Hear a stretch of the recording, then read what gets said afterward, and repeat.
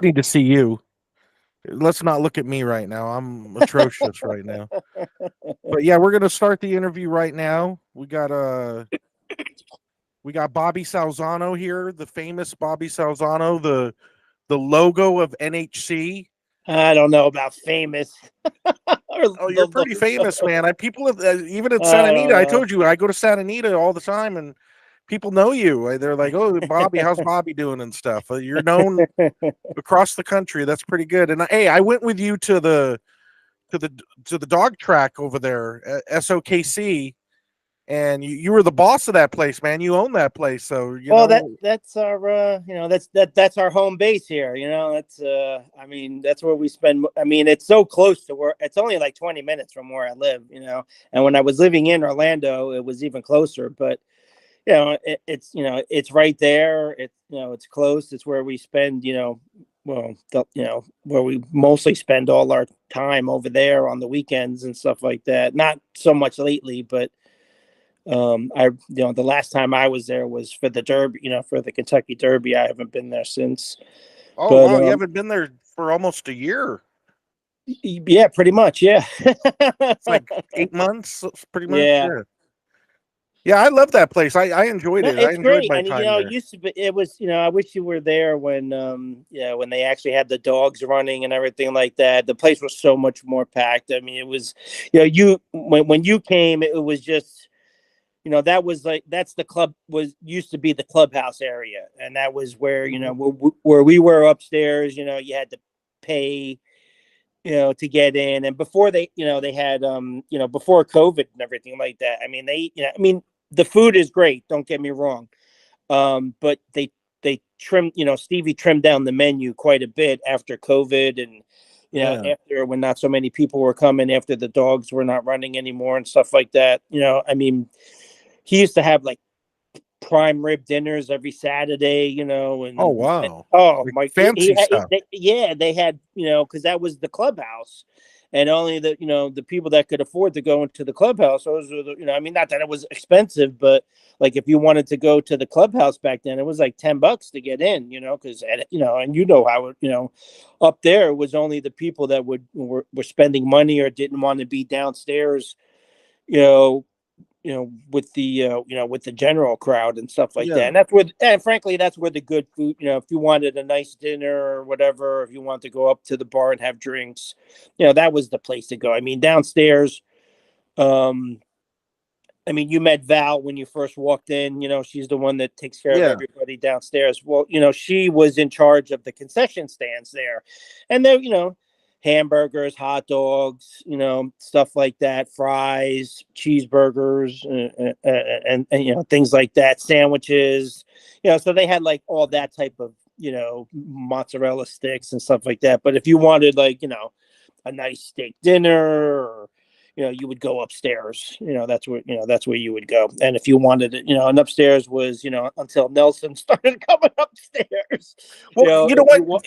If you Give wanted the quietness, that's, if you didn't want to have all the uproar of being downstairs, with the regular general public and stuff like that, or being downstairs, that's where you would go. It was mostly like the older people would go there, because it wasn't loud. It was very quiet up there. I Bobby, mean, give the listeners a little bit of a history of how you got started into horse racing. so, living in, I'm from New Jersey, born and raised in Newark. And I've been like sort of around it my whole life. We used to go, my family, like, my dad, he was a big, he was a big track guy. He loves the horses and sports and stuff like that. So like, we would go, the Meadowlands again was like 20 minutes away from where we lived. If we want to go to Monmouth, then that's like driving down the shore. So it was further, but we used to go to, like, on Friday nights. I remember when I was a teenager and we were young, we used to go, the family.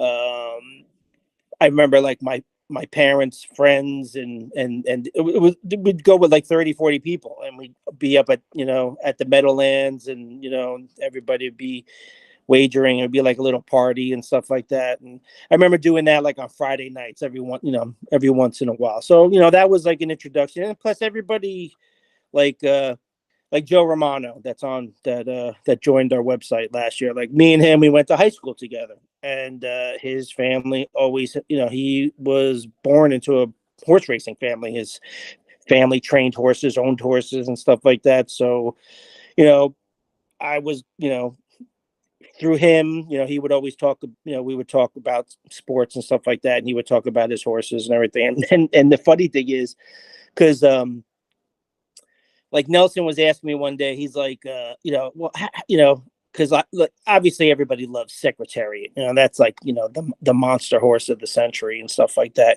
but he was like, well, how did you, because honestly, until I got married, or until I left New Jersey, when I had met my ex-wife, and I moved up to Massachusetts, like that, like I want to say 2007 was probably the first Kentucky Derby that I ever watched in my life. Like I never, my dad never pushed us to watch horse racing or play horse, so Street Sense.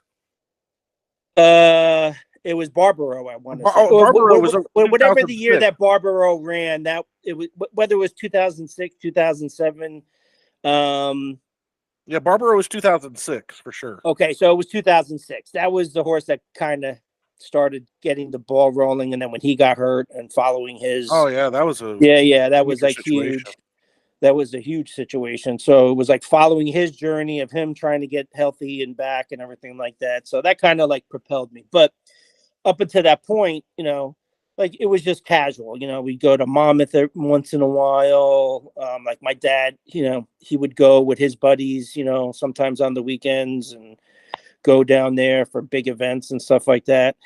And but he never pushed me to where I never really, I never really thought about it. But I love animals, dogs, cats, horses.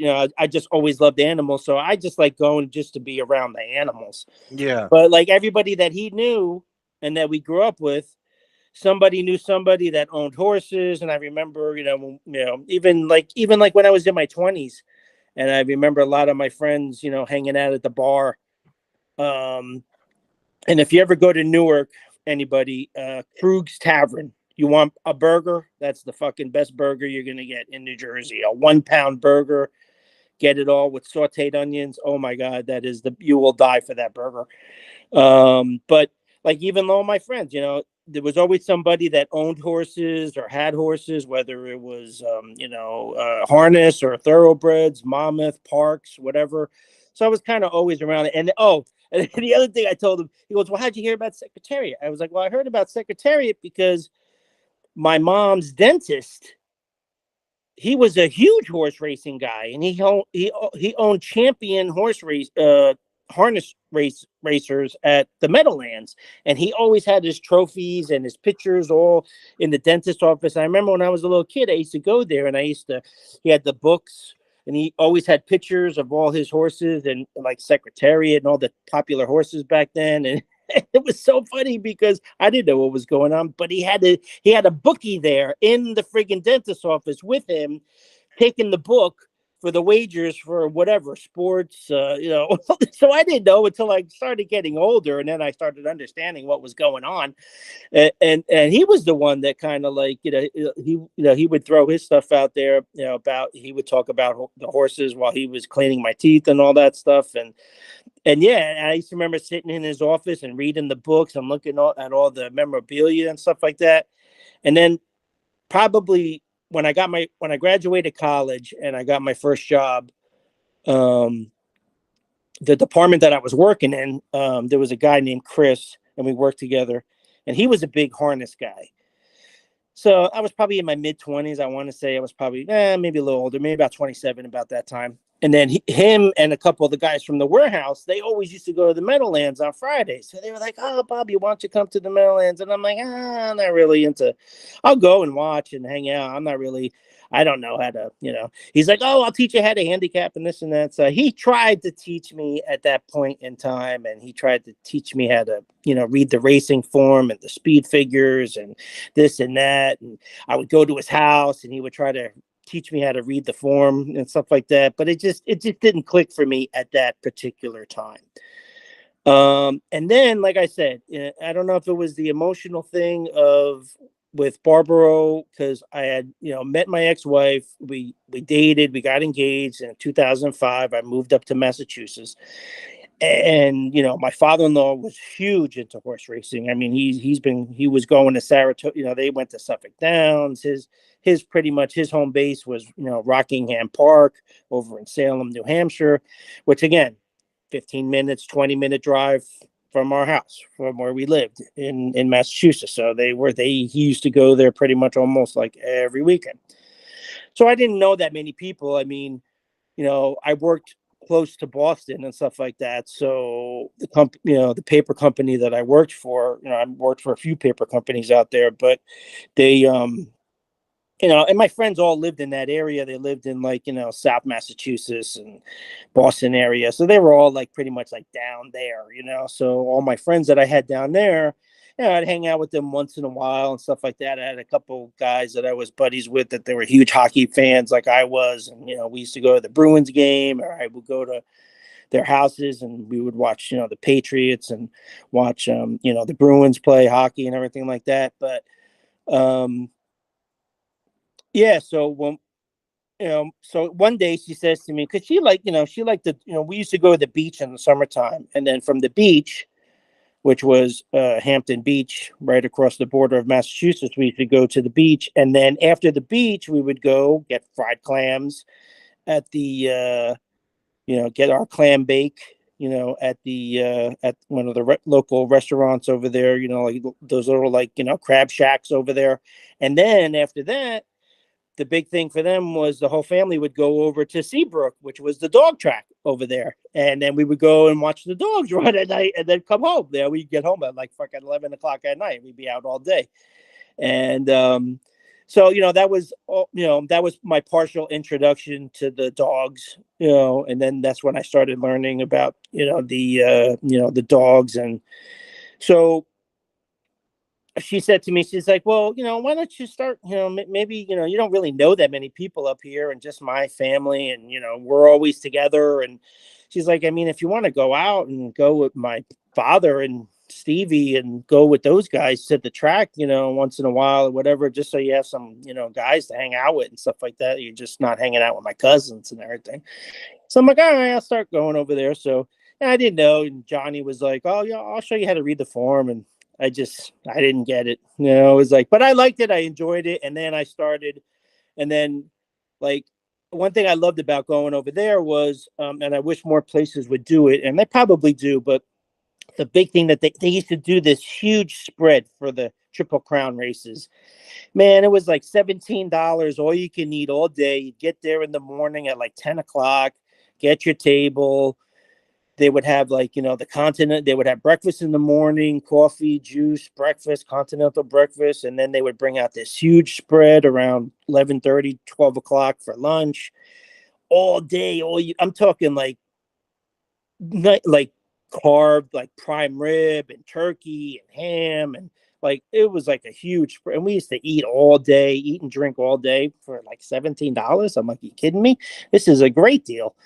And then, and then I started, watching the races, and that was like probably, that was probably like 2006. And I'll say that was like Barbaro time. And then, that was my first Kentucky Derby that I ever watched live, and then, and then after that, I was like, hey, Johnny, teach me how to read the form this way I kind of know what I'm doing, sort of, I guess, when I come with you guys. But I didn't know I was going to get like upset. And then the thing happened with Barbaro, and then I started following his.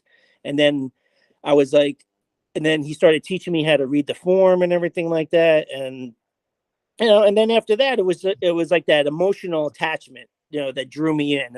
And then I was like, and then we went to the Preakness. I remember a couple of weeks later.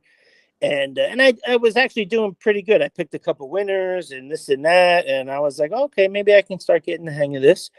And but it took me a while to read. Like I didn't get it, and the thing that he taught me was he's like, listen, he's like, this is happens to everybody that is learning how to read the form. You're no different from nobody else. You're not going to get it for a while. He's like, it probably it could take you a month, 3 months, could take you a year before but he's like, eventually what's going to happen, and it happens to every single handicapper. You can ask 100 handicappers and they'll all tell you the same thing.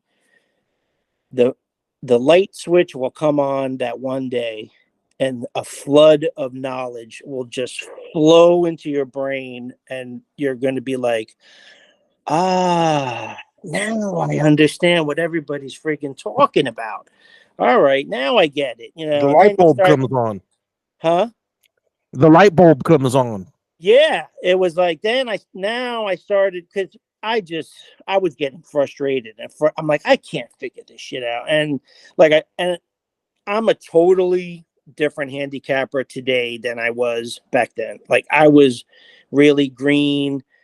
I was, I didn't have the arsenal that I have and that I use today, and stuff like that. Like I've grown exponentially. Definitely since I moved to Florida and I met guys like Mel Caraballo. He was the first guy I ever met there, and I think you remember signing him up a few years ago onto the website. So he was the first guy I ever met, and then he was friends with Nelson.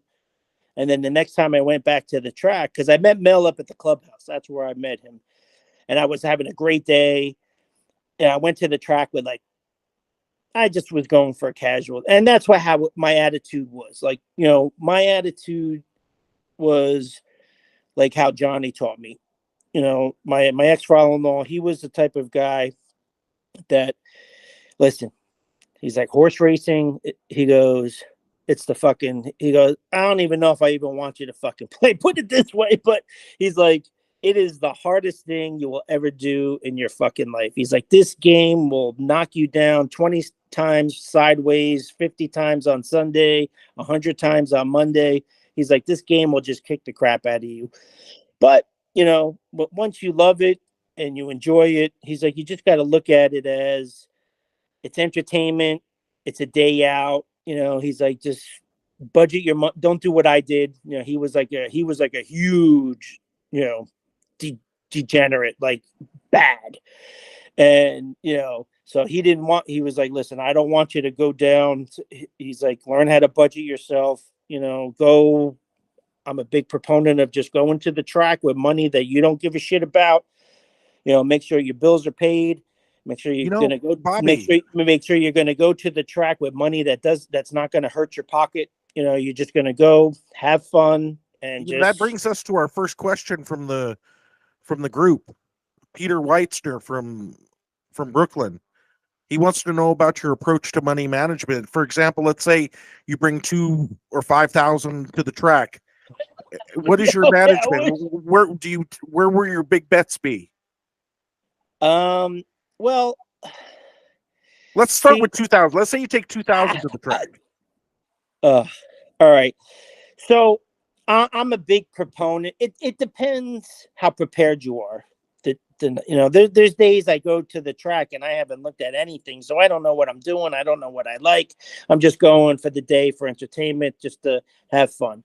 Yeah. So if I have that mindset, then I do what I call playing small ball, which is like in baseball, you play small ball, you hit a single, you hit a double, you get you work yourself up to the loaded bases and hit your grand slam or whatever you're going to do. But you kind of start slow. I play like small wagers, maybe I'll see a horse that I like. Okay, well, let's start off, maybe, 10 on this horse, see what happens. Or if I like the exacta, all right, let's play a $5 exacta box, see what happens. Well, let's say this is when you don't have a strong opinion. Let's put this out there, right? Again, right? Like this is when you're going out there and so I wait. Yeah. I like. Because you might, let's say you love a horse in the second race. I'm the opposite of Nelson. Like Nelson, he has to have action every fucking race. So like he gets there, boom, he wants to fucking let's do the pick threes, let's get an exacta going, blah blah blah. I'm not like that. It's like, there's times I went to the track and I waited fucking all day long, didn't spend the friggin' dime, and waited for the race that I knew I was gonna friggin' slam, and then That was spend my all my question. money on that race. There you go. Perfect.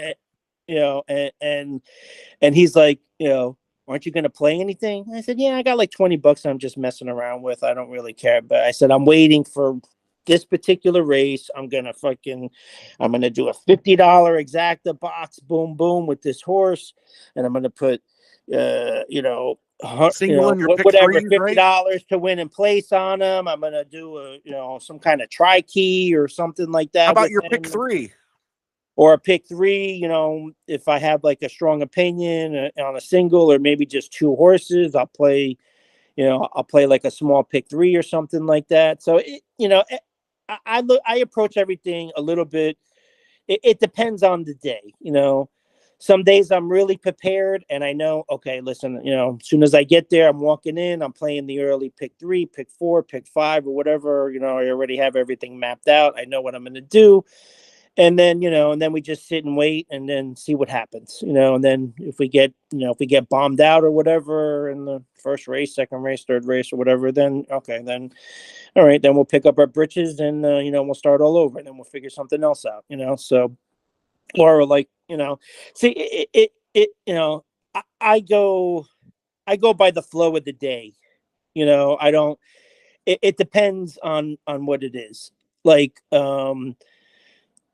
certain days I'm more prepared than others. Like big days, Breeders' Cup Day, like Pegasus Day, whatever, Kentucky Derby Day. Like I'm ready, like 2 days ahead already. I've already capped it. I know exactly who I like. I just got to wait for scratches, wait for conditions, see if I need to make any adjustments. Most of the time I don't. I already know. And that's it. I just this is where I'm going. Boom, boom, boom. You don't like it, okay? Then you go do your own little thing there. And that's it. And some days it's just casual. You go there with $100, $50, whatever. I'm just gonna hang out for the day and just I'll play a little dollar tri key for 50 cents, or like a try box for 50 cents, or play like little supers or something like that just to build some bankroll. Or I'll just do a little pick three for like $10 or something like that, just to see what happens or whatever. So it's different all the time. It depends on what you're looking for that day. I know guys at the track, they come heavy every day. They come with $5, $6, $10,000, and they're going to friggin' hit the home run all the time. They're looking to put like $1,000 to win a place on a horse that they like, or a few horses that they like, or whatever. But when you're on a limited budget, you got to figure out what your budget is and what you're trying to accomplish in that particular day. And I know somebody asked about contests, like what would you do for contests? Mike Whitney. Well, yes. So all right, so like I said, he wants to know how you isolate a horse for a contest. Well, I will you can only pick one. I know it, and that's the that's the tough part. The one thing that has helped me immensely by playing these horse tournaments is that you pick your one horse and then you pick your alternative. Even just picking two horses in a race has given me it has really helped me a lot, because sometimes I go and and other people, they'll be like 5, 6, 7 deep in a race, and I got like two horses, and they're like, "Really? You think you're gonna get at it?" Well, I said, "Yeah, I got the horse. I got two horses that I really like, and that's it. I don't like anybody else. So if I don't like anybody else, I I play horses that I like, and if, no matter what the odds are. And the past year, I say, and what also has helped me immensely, I said, make sure you send me the forms that don't have the odds on them. I don't want the odds on my form. If I can avoid it, that's the best, because that has helped me a lot. And I remember, and one thing that I remember my father-in-law Johnny used to tell me, he's like, he was like, once you get to a certain point in your life of handicapping, he's like, I've been doing this for 40 years. So he's like, I don't need odds. I don't need these people on TVG telling me who's going to win or who's not going to win. Most of them can't even pick their nose, let alone pick winners or whatever. He's like, I can look at a form with no odds. And he goes, I could just look and I could tell you who the public's going to pick, who the favorite's going to be, why, you don't, he goes, once you get that experience over the years, he goes, you don't need to know what the odds are. He goes, you're going to know where the public is going to go. You're going to know who the horse to beat is. You're going to know who's going to get pounded, who's going to not, So for me, it's helped me, the tournaments have helped me because it helped me hone in on like where there'd be horses where I'd be playing these, wagers of like whatever, pick fours, pick fives. And I'm like, fuck, I got to figure out a way how to cut some of these. Cause sometimes, there are, and people say, oh, well, like, why are you picking 5, 6 horses? What? There are times when you have to go deep in certain, like sometimes I got 5 or 6 horses and I can't split a hair between any of these horses. Mm-hmm. And some of them could be 30-1, some of them could be 6-5. And I'm like, any one of these horses can win this particular race. Absolutely. And I don't know. And I'm not going to not leave somebody out just because he's this price or what, like if I think the horse can win, then I'm going to put, I'm that's the horse I'm going with. That's the horse I'm going to, I never pick a horse that I think that can't win, whether he's 50-1, 30-1. If I pick a 50-1 shot, there's something that I've seen that tells me that, this horse can do something today. And sometimes I'll just, the gut instinct will kick in also. And that's another thing too, is I beat myself more than the races beat me, because one, I envy guys like you a little bit that you take the clear path sometimes, or most of the time. Like, okay, this horse, nobody's going to beat this horse. Well, of course, I'm the jackass, and I'm always going to try to beat that horse. But consistent people like you that are accurate, that horse is going to win. So, that's it. Just take that horse and maybe one other horse and then move on to the next leg. Sometimes I don't do that. I play most of the time. I'm always playing against that horse, but there's no shame. Let me tell you, Bobby, If some that people say horse, that's a good thing, and then some people say that's a bad thing. I've talked to contest players who are doing. It depends on what you're It's all trying. depends on your style, though. If you have a pick 5 and you're on a budget, right, and you figure, okay, listen, this horse is a single, and I don't even care what the odds are. The horse can be 10-1. The horse can be 5-1. The horse can be 3-1. It doesn't matter. If you look at a race and you break it down and you say, man, this horse is the winner. And I don't care if the favorite of the race was already morning line 6-5. It's all subjective. It's objective and it's subjective in a way, because it's objective because there's data out there that says, okay, this horse is the best. And if he runs it's also subjective because anything can happen in horse racing. These are animals that you're dealing with. They can have a bad day, just like humans have a bad day. They can have a bad race. They can have they could have traffic trouble. The jockey might not do the thing that they're supposed to do with the horse and get the horse in trouble. I mean, anything could happen. So, but there are times where, you just know, it's like, okay, this horse and this horse, these are two perfectly good. You got to find that horse that you can trust and you can count on. Bobby, it depends on the dynamic. And then spread in other races. You know Bobby, what I'm saying? It depends on the dynamic of the contest, in my opinion.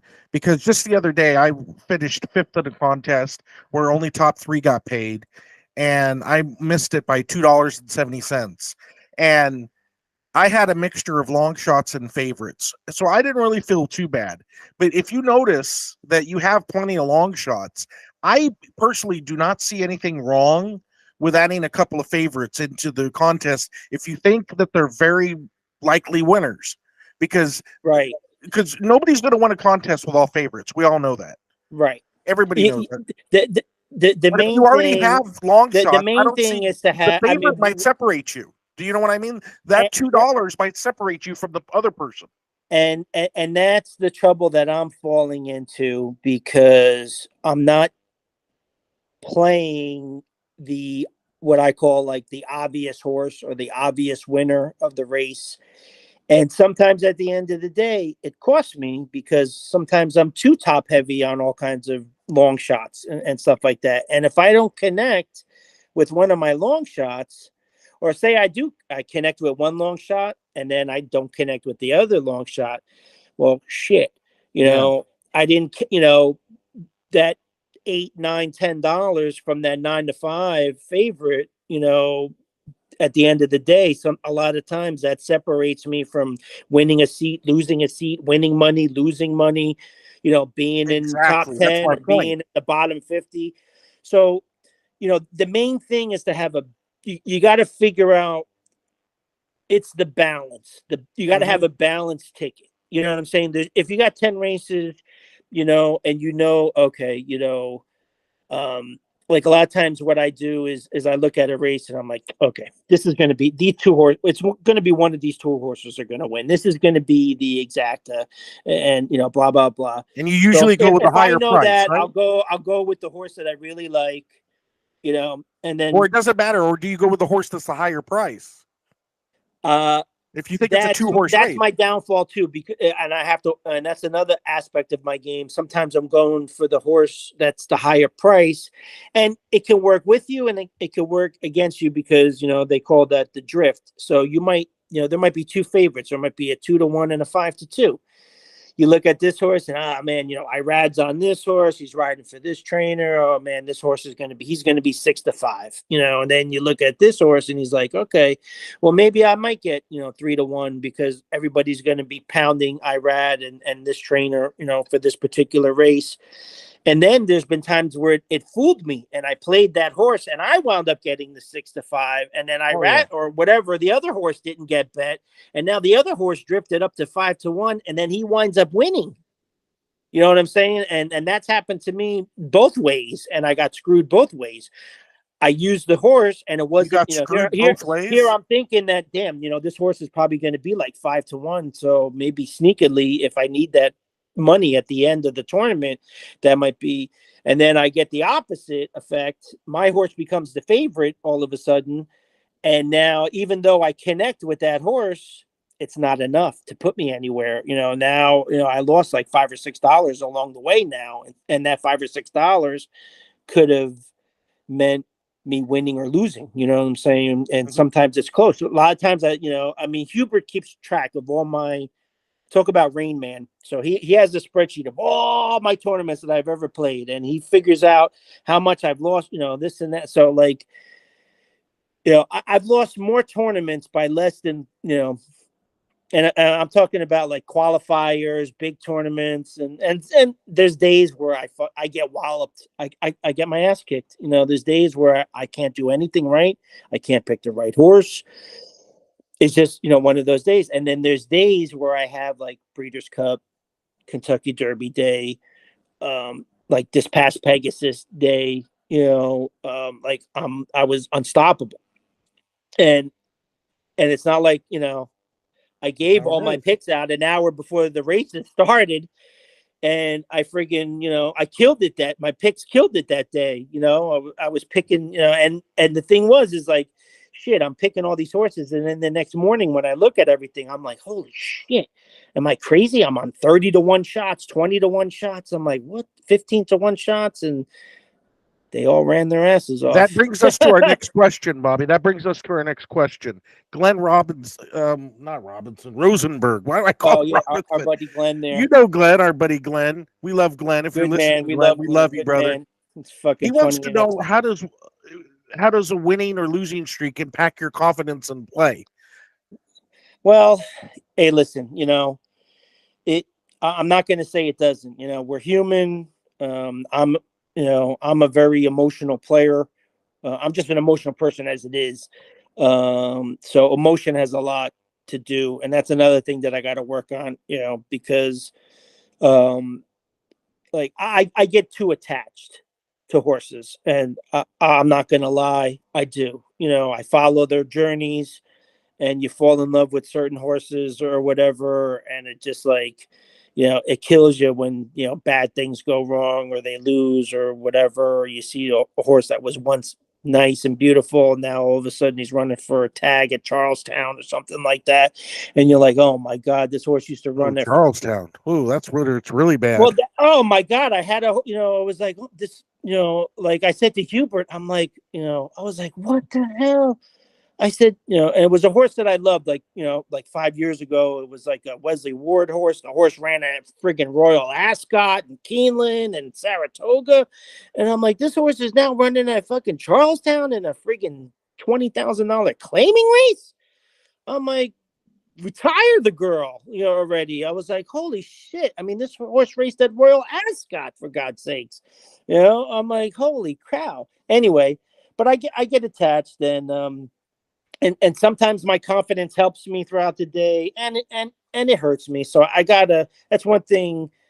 And and like I said, it all depends on what you're looking for that particular day. Are you looking to slam dunk it all day long, or are you looking just to progressively, bring your bankroll, roll your bankroll over, every race or whatever, and build your bankroll and stuff like that. It all depends on you. But like for me, um, you know, uh, if I start running cold, then I kind of back off a little bit on my wagers. I don't bet as much. I'll bet smaller. I'll try to do a couple things where um, maybe just do stupid things like $2 to win a show, win in place on a horse. Just how about when you're rolling? Do you go bigger? um, sometimes I do, and sometimes I don't. Sometimes I have a plan for the day, and I stick to the plan, and then I just keep rolling. And other days, if I'm sometimes I get out of the comfort zone, and then I'm like, and I find that if sometimes I do that, and it kind of goes against me, because then like I had a plan, and my plan was, okay, I'm not going to bet any more than $20 win in place on every horse, maybe at most 40 or 50 or something like that, or 25 or something like that. And and then when I start going bigger, sometimes that's when I start losing all of a sudden. So it's like you're like, because, and then it hurts you because, well, huh? Do you drink alcohol? I don't drink as much as I used to. No, Oh, not, okay. like, every once in a while, alcohol affects like, betting. yeah, like every once in a while, I might have a couple drinks at the track or something like that. I mean, I don't really drink a lot, so it doesn't really affect me that much. Do you ever go to the ATM when you're at the track? Yeah, there's been times where like sometimes, I gone with like $100, and I'm like, oh, okay, let's see how I do, because I didn't really feel like going to the bank or something like that, and then I get clobbered. You get whacked in the first few races, or whatever. You play like a couple big pick threes or something like that, thinking that both ways. Yeah, and then the next thing shit, you got to run to the ATM, grab another 100 or 200 or whatever you're gonna do. Have you ever done the twice in a same day ATM? Say that again. Have you ever gone to the ATM twice in one day at the track? Yes. Oh boy, at least you're admitting it. Yes, yes. Well, Nelson one day had a. I was like, we lost all our money, and then I was like, all right, that's it, I'm done for the day. And he had to throw the stick over the fence horse, and I'm like, and it was so funny because he liked the horse, I didn't like the horse. He's like, Rob, come on. He's like, I was like, all right, and I had the money at the time, and I was like, all right. I was like, but I don't like this horse. I like the other horse. I like the 4. He liked the 3. He's like, no, man, the 3s, throw the stick over the fence. Guess who won? Oh boy. His horse backed up at like whatever he was 9-5, and then my horse won at like 4-1. And I forgot who was. I think Jose was on him that day at Gulfstream or whatever it was, and he was so pissed. He was felt so bad because we took the money out because he knew I didn't want to. But he was like, come on, let's do it. Let's do it. He's like, we never do that. We never do. I'm like, I know. So I should have just, we should have just played part his horse, part my horse. Then we would, at least we would have broke even. But, we played the whole thing on his horse. And yeah. When you go to the ATM at the racetrack, do you have that ashamed look? Do you look around making sure nobody sees you, or you don't care? No, I don't care. No. Oh. Yeah, most of the time it's I'm pissed because I'm like, motherfucker. I just friggin', I went there with X amount of dollars and they're killing me today and I get pissed. So I have to watch that too, because I appreciate your honesty. Because I'll get what I pissed and do? I'll go to the ATM and I'm like, I'm not going out like that today. They're not getting me today. No friggin' way. I'm coming back and we're going to friggin', and then we start chasing and then we start losing our assholes. I'll walk another 2-3 minutes to another ATM to where nobody notices me. Nobody I know knows me because I don't want anybody to see me at the ATM because I feel like no.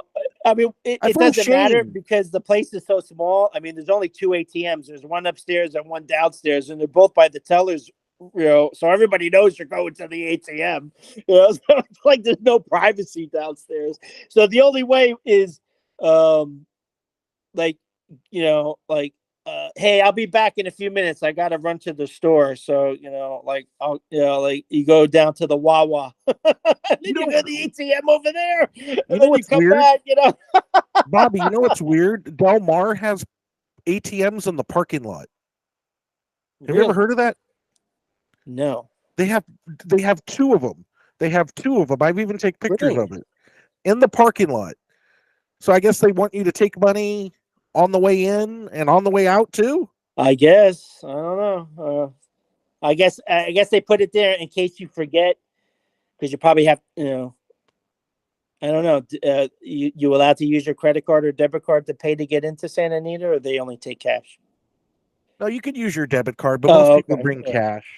Maybe I'm thinking maybe they did that so people can go to if they don't have cash on them when they're walking in the door to go and get cash so they can pay to get in or something like that. But no, I never seen an ATM outside in the parking lot. That's another question from the group. Mark Stone, he wants to know, do you have any superstitions and what are they? No superstitions. No, I'm never been a superstitious person in my life, and I don't believe in superstitions. You don't have a favorite TV you watch or a certain area? Nope. I don't fall into that trap. Oh, that's good. Yeah, no, I don't. Nope, not at all. Never had a superstition in my life. Never, not even anything. Nope. Wow, I think you're one of the rare ones out there, Bobby. Oh yeah, I know people, they don't change their underwear for a friggin' week because they're afraid their team is going to lose. They don't shave their beards for 3 months. I'm like, get the fuck. What is wrong with you idiots? Like, you really think that anything that you do is going to cause the team to win or friggin' lose? Come on. So I don't know. I never fell into that trap. So I'm like, thank God I never was superstitious, because I'm like, man, some of you people are really freaking ridiculous with that shit. Really, you really think that if you put your left sock on and your right sock on that your team is going to win or lose today? And if you put, I'm like, come on, man. Or if you wore your polka dot shorts today and that they're going to lose, and if you wear your stripes tomorrow, they're going to win. It's ridiculous. I don't fall for that shit. It's just dumb. The way you make it sound, now I'm starting to think maybe I shouldn't either. you make a very good point. There is nothing that you can do ever that is going to cause and affect something else from 3,000 miles away or even 10 feet away, unless you run up to the field and you tackle somebody or something like that. I mean, unless you physically do something. But no, it's just, I just never believed in superstitions. Like, I know, like, even when we played sports like football, baseball, hockey, and stuff like that, it was like, even like my friends, like, some of them had to get they had to get their right hand taped, then their left hand, and then their right ankle, and then they had to have a certain, or they had to put their pants on a certain way or whatever, left leg first, right leg first, blah, blah. And I'm like, what are you doing? I'm like, well, that's I'm like, I said, that's just mind clutter. Just throw it away. What do you need that for? That's just added extra bullshit. As a somebody, you've been in the horse racing at least 18 years, right? Since 2006, you said. So yeah, pretty much. Okay, so you'd be a good person to ask this question too. This is my personal question. What do you think sets winners and losers apart in horse racing as gamblers? What do you think is the difference between a winning gambler and a losing gambler when it comes to horse racing? Not knowing what your limit is. I mean, like control, Control. money Yeah, management. money management. Not having a plan before you go. See, I like when I'm, it doesn't always happen, but I like to go, because when I go to the track and I'm at the track, like, I want to be talking to my friends. I want to be walking around. I want to be having a drink with somebody or whatever, or see people that I haven't seen in a while. I want to bullshit and stuff like that. So, like, if I'm going to Tampa or Gulfstream or whatever, if we're going for the day, like, I want to handicap. Like, I try to handicap like the night before or the morning, early in the morning when I get up before we leave or something like that. But mostly it's the night before. And I kind of want to have like some kind of direction of what I'm doing, where I'm going, what horses I like, what horses I'm going to key, any playback horses that I'm waiting to come back on, to run back again and stuff like that. I kind of want to know what I'm doing. If it's just one of those things that I'm just going just for the, no, we're just going for the casual day and stuff like that. I mean, there's some, I got to go by how I feel that day. Some days I don't feel like handicapping tonight. Fuck it.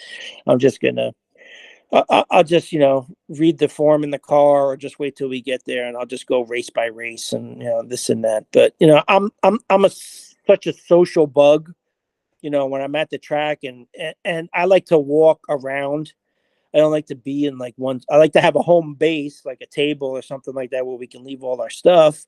Yeah. But I like to walk around. I like to go, between each race. I like to walk back and forth to the paddock. I like to watch all the horses come in and out, and I like to visually see everything. And like, if you remember, like when me and Karen were at Keeneland, after the contest and everything on Sunday, like, I was doing the live videos from the paddock every race we were going over each horse and stuff. Like, I love stuff like that, and I enjoy, going, going I back and, mean, look who you're talking to. I have paddock picks every day I go to the track. right. That's what I'm saying. And I enjoy doing that. So It's the best part of being if at the that's it, track. yeah, I mean, even like, that's why I loved Saratoga, because, we used to get the, we every time we went, we always had a picnic table. So the picnic area is right next to the paddock. So like every race after, go over straight to the paddock, check out the horses, see how they look, see how they're walking around and stuff like that. And that's a big part of being at the track and the enjoyment. So like, I'm always, like, I'm never unless I get tired and I need to sit down. But when I'm at the track, it's like we're all over the place.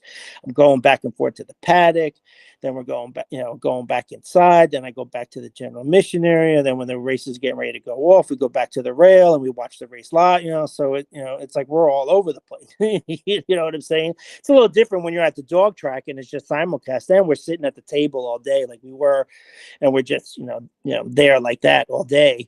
But when I'm at the track, I'm all over the place. Like when I'm at Gulfstream, I'm walking around talking to people and stuff like that. Like I'm not, I'm there for the day. So, the best thing for me is to have a plan, know who I like, who I don't like, wait for scratches, and then make any adjustments and, kind of have like a little plan of, I write down, okay, what kind of wagers am I going to do? Maybe today I'm just going to do 10-10 on every race I play. Maybe some races, okay, I want to smack this exacta, or I'm going to do 10-10, play the exacta. Maybe I'll play the super in this particular race. I got 4 horses that I like and I can't decide, so I'm just gonna box these 4 horses, or so it depends on it depends on the day.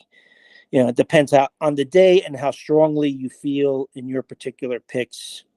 Well, that's why you got to go prepared to the racetrack. You got to go, Right. Yeah. especially you, because you say you're a social butterfly. You're always talking to Oh people. yeah, I am, and That's pretty much me too. So if I go to the track without any reading the form, which I never do, 99% of the time when I go to the track, I'm pretty much fully prepared because I know I'm going to be distracted when I'm at the track. right. Right. And so that's why, especially somebody like you or anybody else out there, you got to go to the track prepared, or you might miss a race, and that could be Oh yeah, and I've done that. messing with your I've bottom sat line. out a couple races because I was too busy walking around, talking to people, hanging out. Oh yeah. And I missed a few races, and I was like, "Oh shit, I wanted to play that horse, and I forgot." And he wins, or came in second, or something like that. I'm like, "Damn!" That was like, and sometimes I'm just not prepared. I haven't looked at the next couple races, so I just if I haven't looked, then I just sit out, and because sometimes I could just like I'd go to the track and not even bet sometimes. And like Nelson be running around, we'd be at Tampa and he'd be talking to all his jockey friends and trainer friends and this and that. And sometimes I'll just be sitting there in the general admission area, just, watching the horses come in and out and just casually just watching the races, maybe play a few races here and there. Or he'll say, come on, let's put a pick 3 together. We'll put a pick 3 together. And then sometimes I'm good for the day, and I'm just there to enjoy the day, because sometimes it's just the weather is beautiful, the weather is nice, and it's a beautiful sunny day. It's cool. It's 75. It's sunny. I mean, you got a nice little breeze, and I'm like, this is the perfect day to be at the track.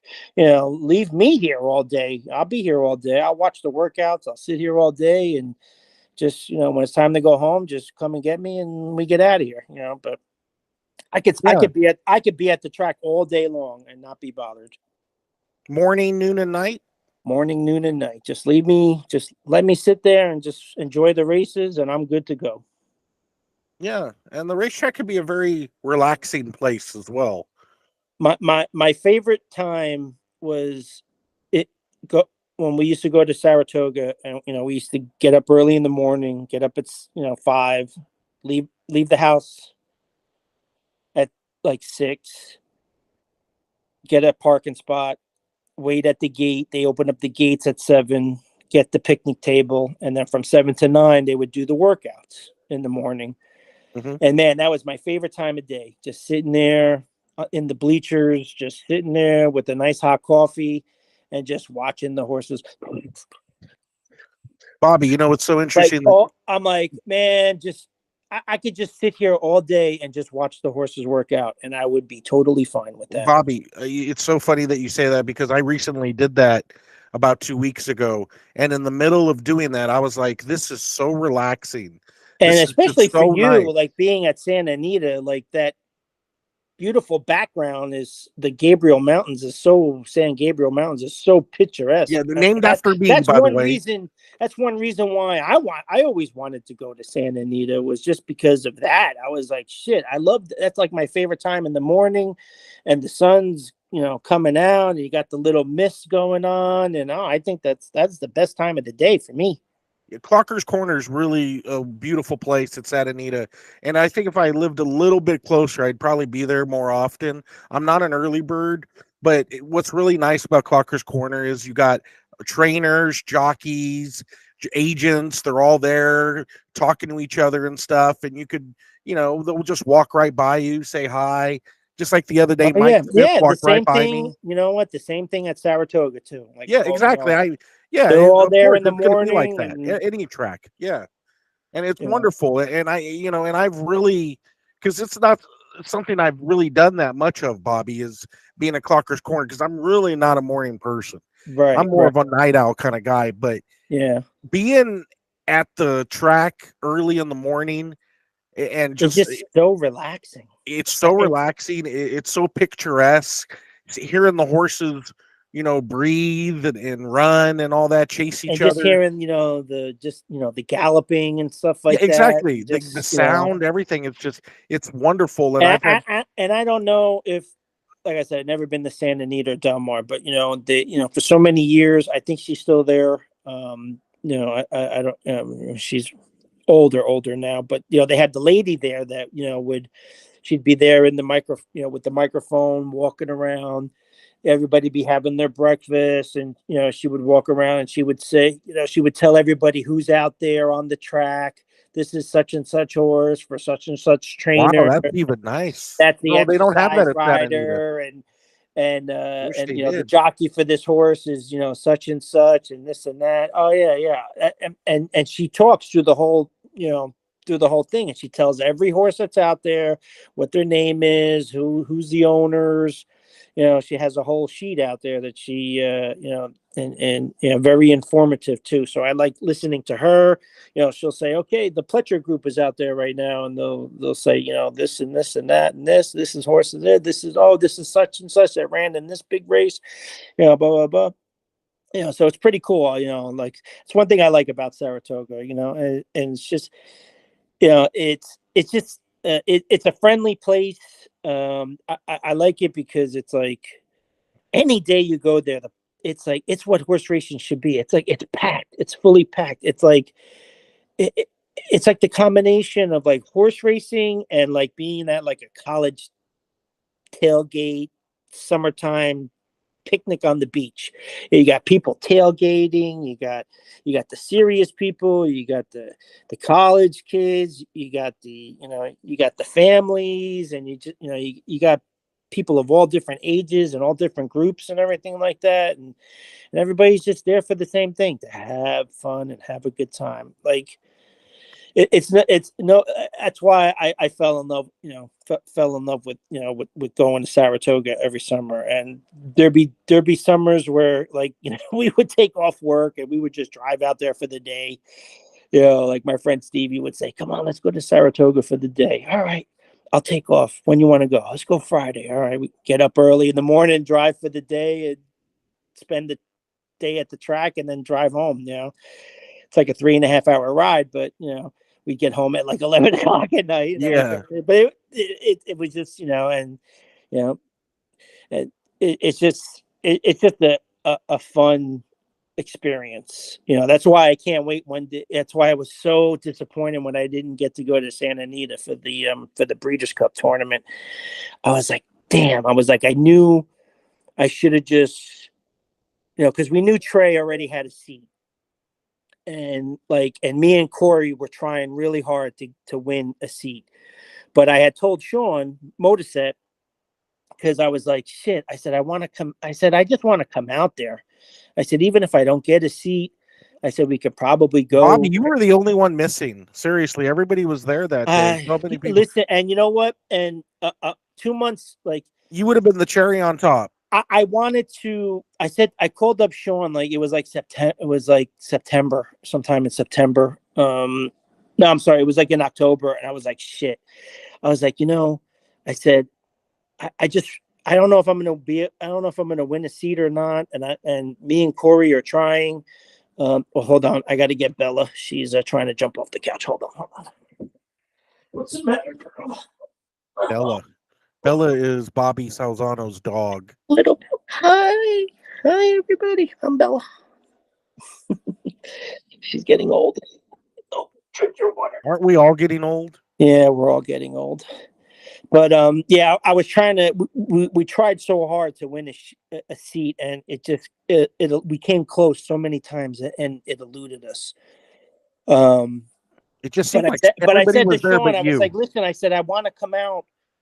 I said, even if I don't win a seat, I want to go to the Breeders' Cup again. And I said, are you going to get tickets? And he's like, yeah, I'm going to get tickets. He's like, well, he goes, if you come, I'll pay for you.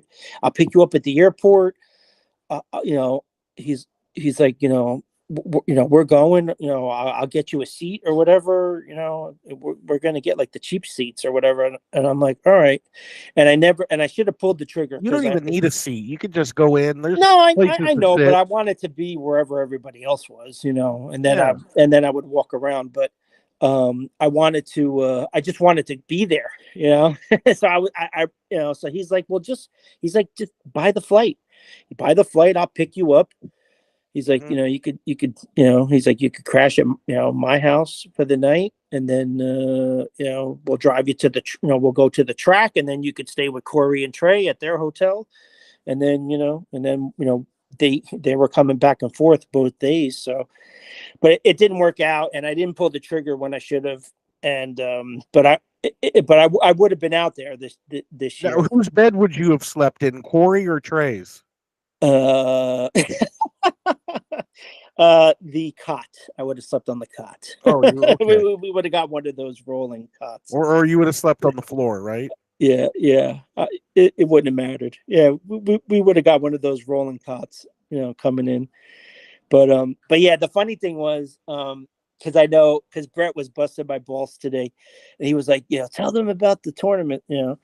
So, all right, so I was lucky enough to win a Keeneland seat, right, for that Keeneland tournament, and I'm not. Listen, I'm not. You win so many Everybody seats, I thinks. don't know Listen, which one. I, I can't. I'm an okay handicapper. I think I'm decent enough. Bobby, you win so many seats, I can't keep up with it. I'm good enough to hold my own. You know, I'm not the best, I'm not the worst or whatever, but I suck at these live tournaments, and I've been trying to be better at these tournaments. And so we go to we go to Keeneland, and I was You totally know, it's a total mental thing with you, right? well. The thing was, I was unprepared. You know, we drove out there. It was like a 15-hour drive. You know, my friend Ron, he drove. I drove half the way. He drove half the way. You know, I never, when I'm going on a big trip and I have to get up early, because we left at like real early in the morning, you know, the day before, and because we knew we weren't going to get to the Airbnb till like, you know, 10, 11 o'clock that night.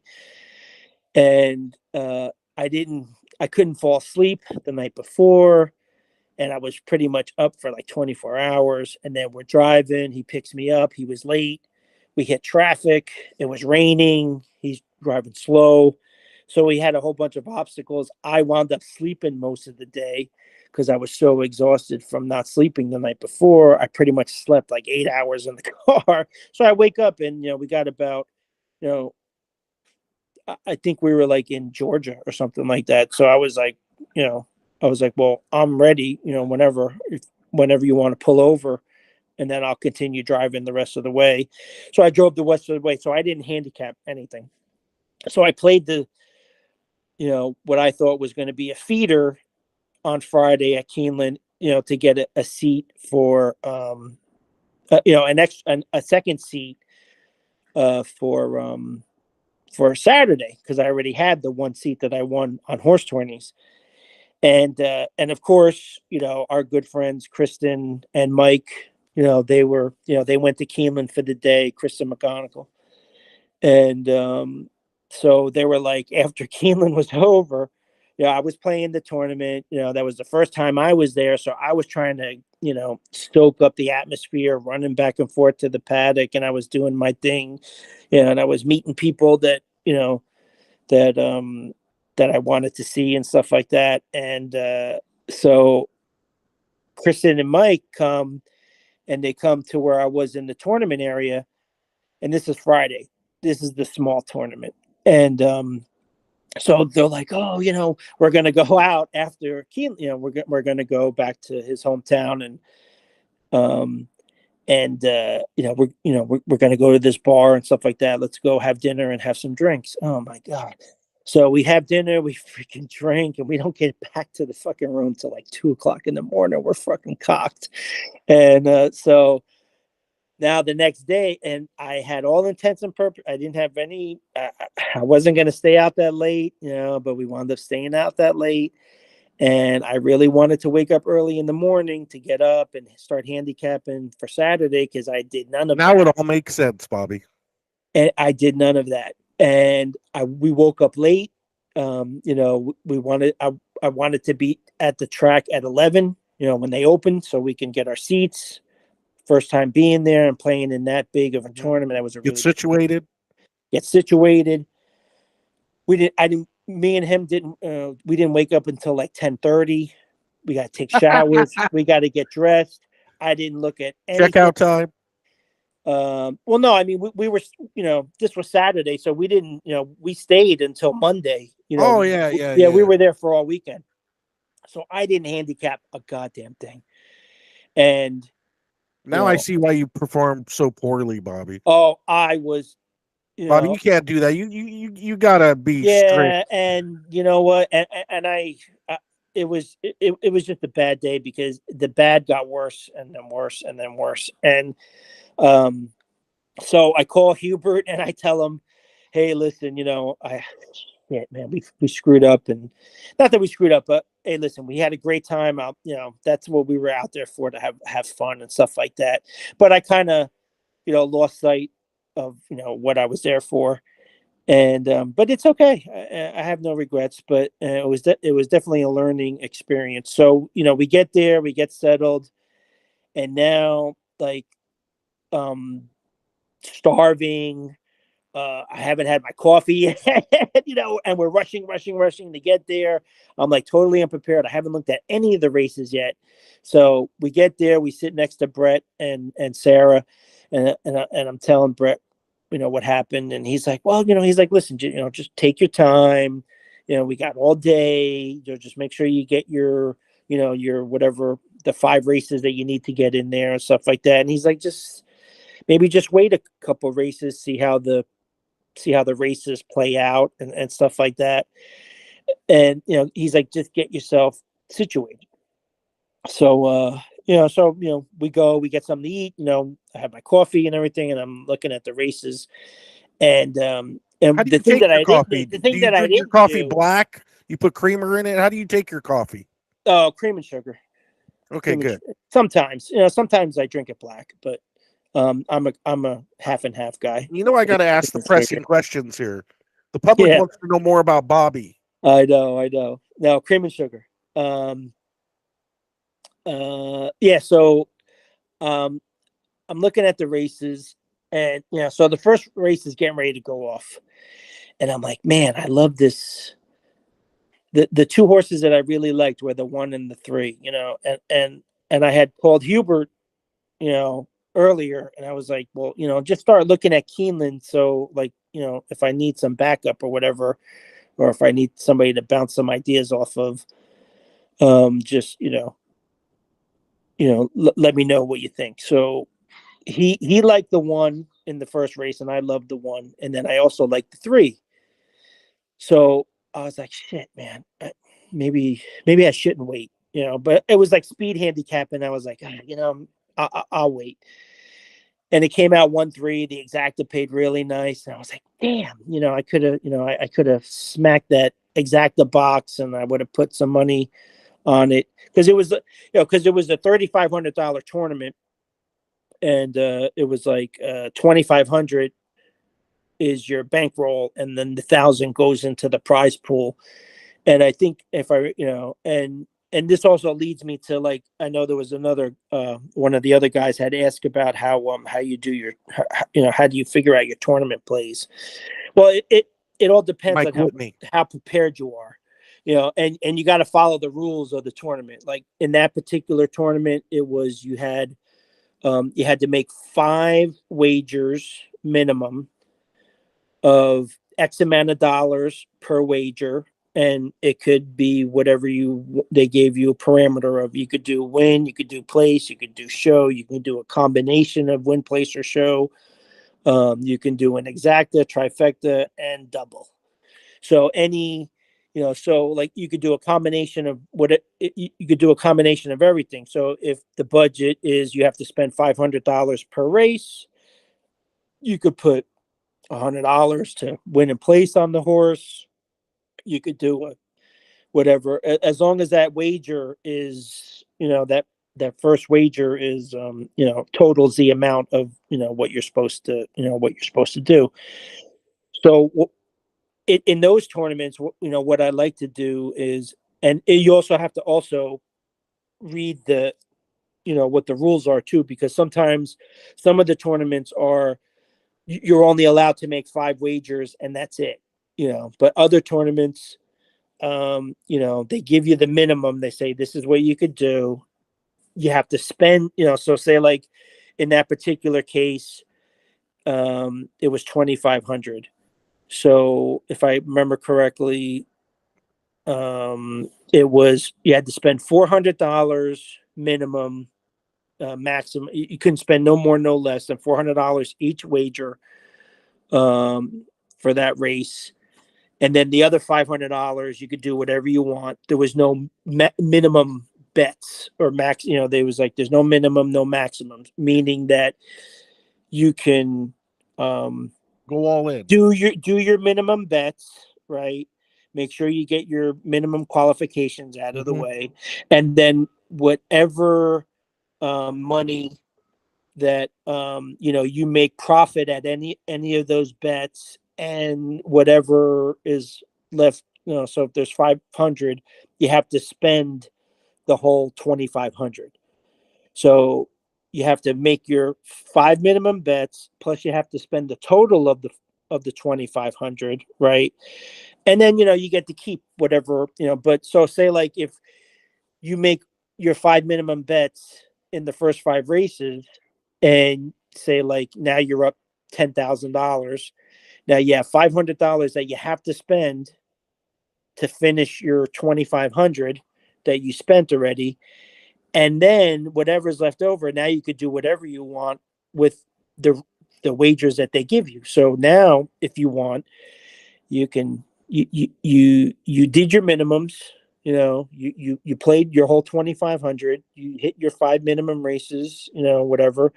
Now you got this money to play with. Now you can do whatever you want. So if you want to take $1,000 and do $1,000 win and place on a horse, you can. There's no minimum or maximum. You can keep betting as long as and then you could build up your bankroll as much as you want.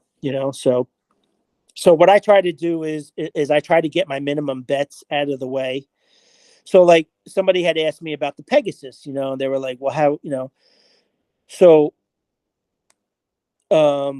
like I said, Keeneland, I was not prepared at all, and I was just making mistakes. And then the other thing that it killed me, because I didn't play the next race either, and I would have had the exacta. So I was like, shit. So now it's race 3, and I haven't even made a bet yet. So there was a horse that I really liked, and he wound up going off at like 13-1. And I said, man, I really love this friggin' horse. I said, I'm going to play this horse. And I go up, and I go to the counter, and I give them my card, and I go, because you got to punch in, your code and everything like that. So it brings up your account and everything. And they were having problems with my card. And now, the horses are walking towards the gate and this and that. And I'm like, shit. And I was like, I can't get the card to work. And the guy came over, he tried to help me. Then he had to do something with the card. And I'm like, shit, they're walking into the gate. So I go and I go to put my wager, and I was going to do $200 to win in place on the 5 horse. And the gates had already opened, and the race went off, and I couldn't. The bet didn't go through. And I was like, shit. I get back, and the freaking horse wins. He pays like $25 and change. I was so pissed because that would have been my first bet. I was like, damn. Yeah, but with a start like that, how can you really recover? You're already mind screwed. Yeah, and then so then after that, then I just started making stupid wagers. Like I said, I wasn't prepared. So after Keeneland, Brett was like, hey, it happens and stuff like that. He's like, listen, he goes, I went all in on a couple horses, it didn't work out or whatever. Actually, Jake was there, and he was doing really good. And I should have Which Jake? Jake Warden? Jake Warden, he was there, yeah. And he was I really doing like Jake Warden. He's a good handicapper. He's very good, and he's a really good dude too. Yeah. So I got to hang out with him too at Keeneland. Oh, that's cool. I'd love to hang out with him. Oh Jake, yeah, if you're listening, come to Santa Anita and let's hang out. he will. Or maybe I'll go over there and hang out with you guys. Yeah. And Keeneland's beautiful, by the way. So if anybody, Oh, if it's on if it's on your bucket list, definitely go. I really, it is I number one on my bucket list. Keeneland is number one. I need to go. The yeah, fact that I haven't it is is. crazy, and I'm going to go It is for sure. really, really nice. You will like that track. It is really beautiful over there. I have never heard anybody say anything bad about Keeneland. Seriously, I've never heard anybody say anything bad. I hear a lot of people say bad things about Churchill. I even hear some people say bad things about Saratoga. Although I want to go to Saratoga, of course I want to go. I'm going to go Well, I numerous mean, times. the one bad thing about, not that it's bad, it's just Saratoga has something what is called old world charm, and it just looks, it's like the way it looks is the way it looks. That's it. I mean, yeah, they might put fresh paint on there and stuff like that, but like when you go to Saratoga, like you feel like you're back in like the 1930s. You know what I'm saying? Same way with Santa Anita, and people complain about it. Yeah, People are like, no, "Oh, it looks old it's fashioned." no. So what? I like it.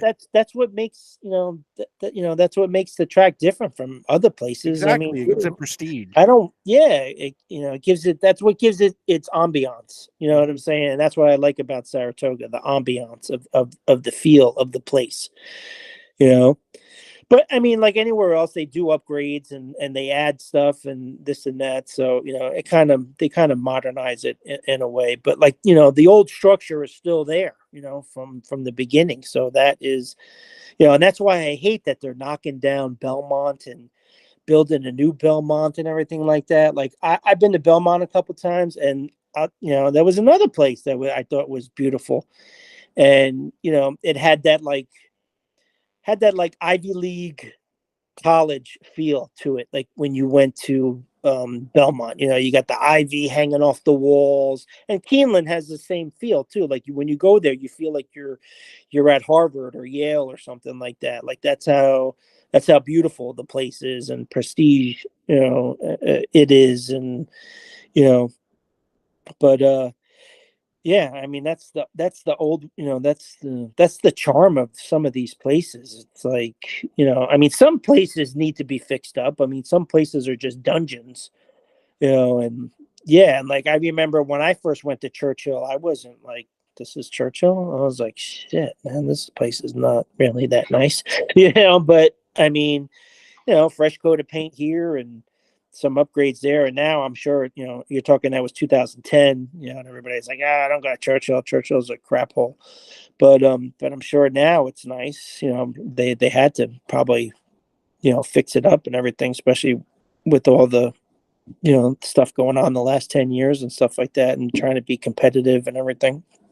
Yeah. But it just stinks because Churchill is in such a, it's not in the greatest of areas, you know what I'm saying. So it's kind of like, but and it's so cool because when you go to Churchill, actually the Louisville football stadium is like right across the street. It's like right there, like you could see it from the parking lot. You're like, oh shit, there it is, Louisville, right there. The football stadium is beautiful.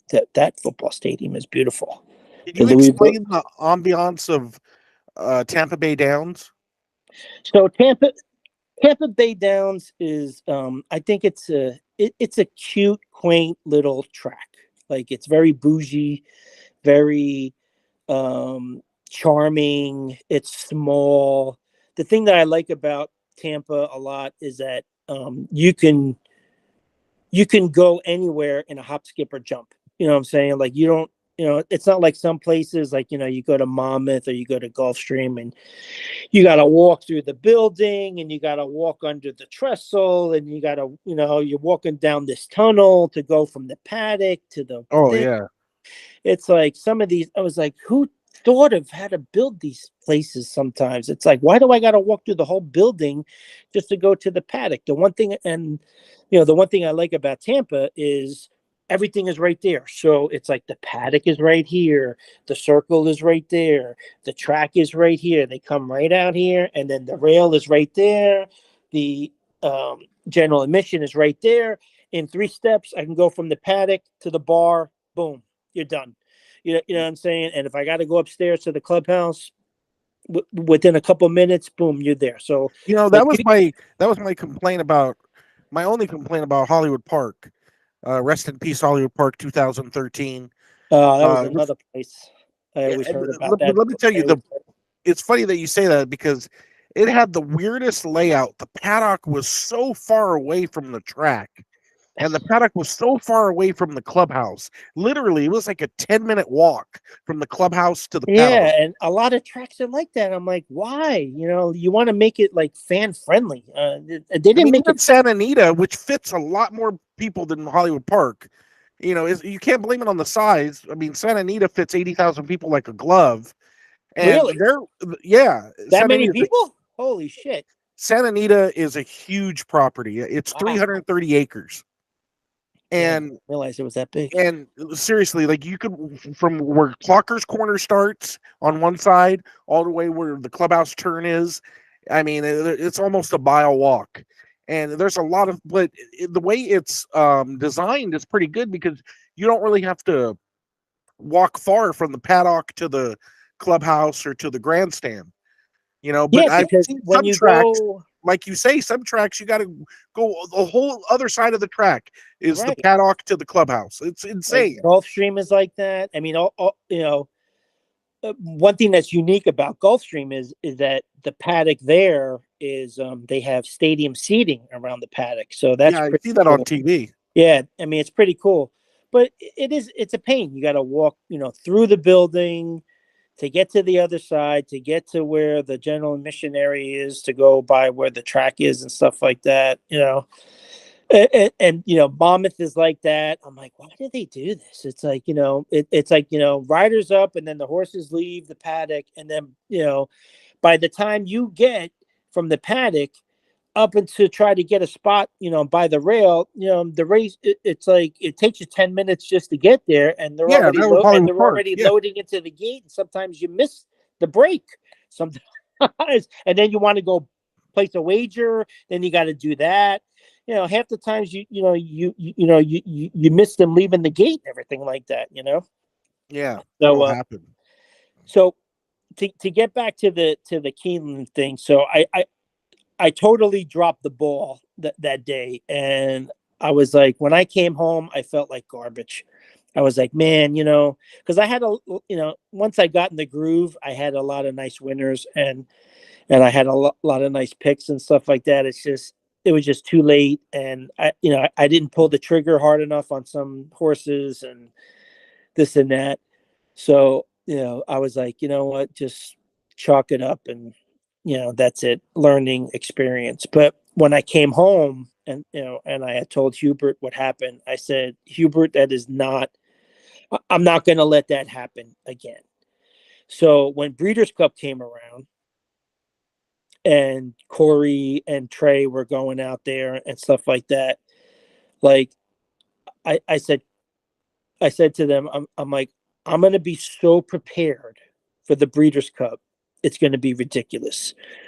And I knew who I liked in every race, how I was going to play it, what I was going to do, what kind of wagers. I had everything written down, and if I needed to make adjustments or whatever. But I normally, when I'm feeling good on a card, like that, I don't, you know, I rarely make adjustments. You know what I'm saying? I go with what I know is or what I like, and it's just there's just some days where you're totally on, and then there's other days where you're totally off. So it was so funny because Corey, I felt so bad for him. That's why I wanted to go, because I wanted to be like that extra person.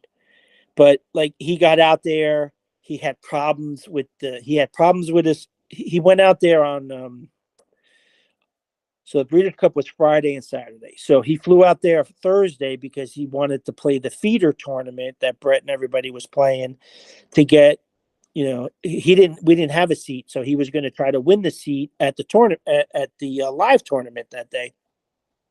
Yeah, So he flew out there. Flight was late. He had a problem with the rental car. Then he hit traffic driving. So he same thing like what kind of happened to me at Keeneland. He gets there. He doesn't have anything mapped out for the day yet.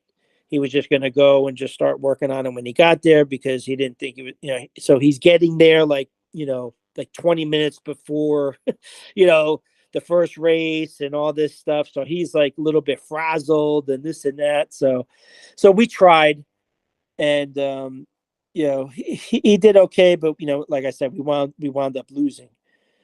So now, so he loses, and he's like, well, he had, he made enough to win cash. So he's like, well, let's make some wagers so maybe we can, make the buy-in. I'm like, the buy-in is $10,000. What are you talking about? He's like, you know what we got to do? So the next day on Friday, you could still buy in. And some tournaments, they, like you got, this is why you got to read the rules, because, like you can buy into the tournament, like up to a certain race. So say like Breeders' Cup Day, you were able to buy into that tournament before the first Breeders' Cup race goes off. So, that day they had a couple early races that day. It was so funny. So he says to me, he goes, well, let's play the pick 5, the early pick 5. Okay, we'll play the pick 5.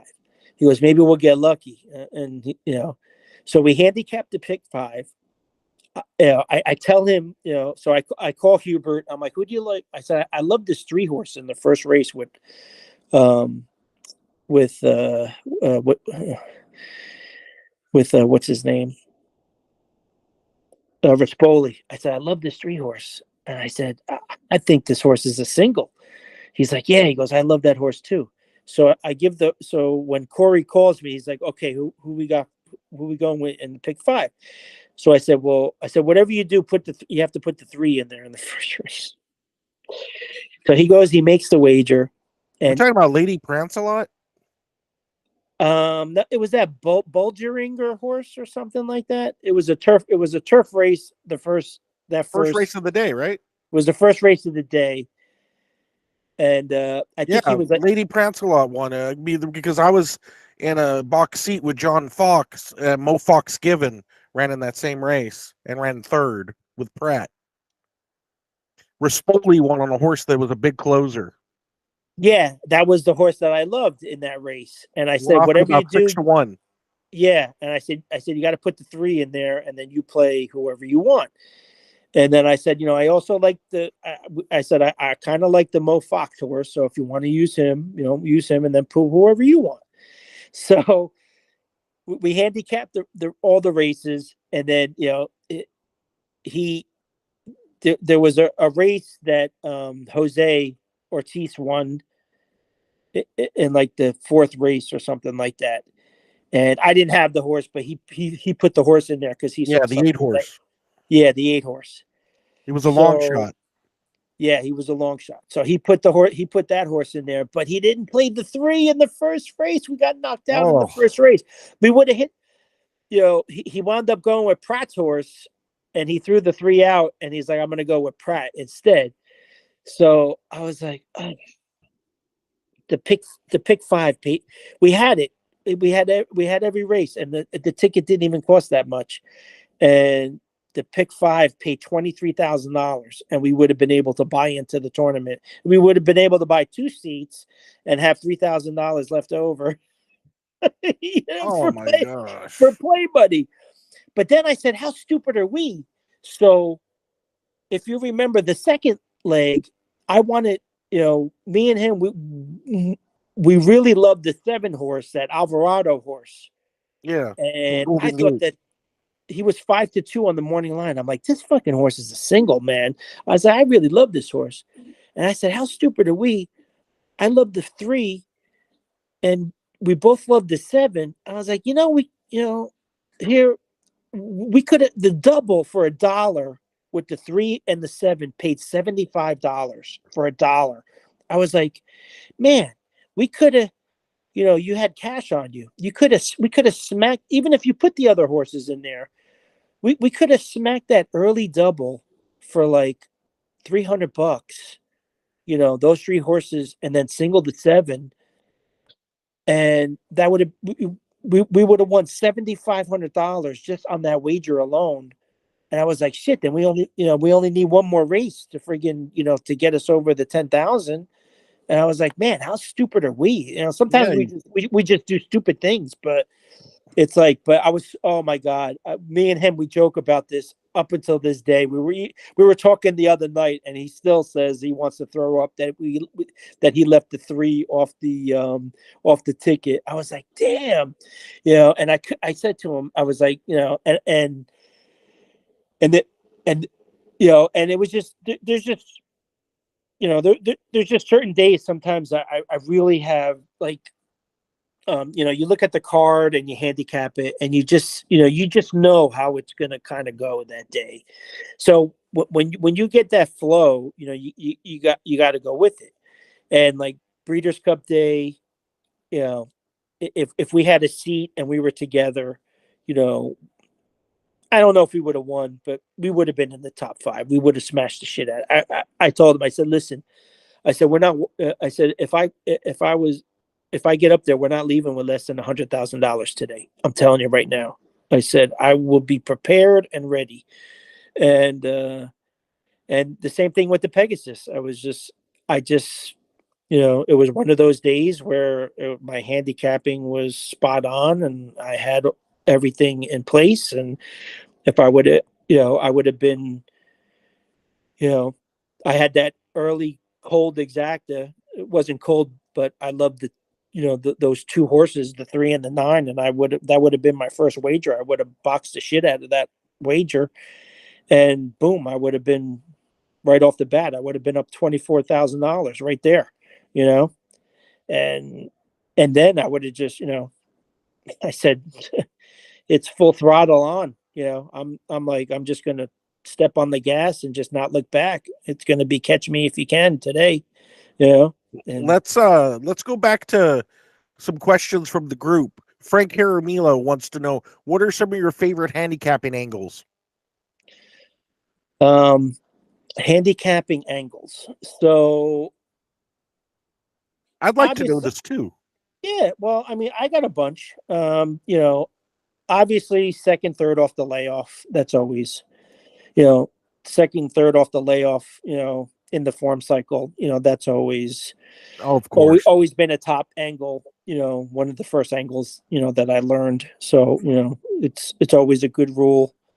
Um, I like another angle. I like dirt horses that have early speed and or class, or both, that are bred for the turf and are going from dirt to turf for the first time. That's an angle. I especially a horse that has speed. I I picked up many horses like that people don't look at. They're like, oh, he's going on the turf for the first time, or whatever. But that's an angle that I like a lot. It doesn't like any other angle. It doesn't always work, but it has worked for me many times, and I've picked up some nice horses that way. Um, Obviously, one of the big ones is maiden special weight horses dropping down in class into a maiden claiming.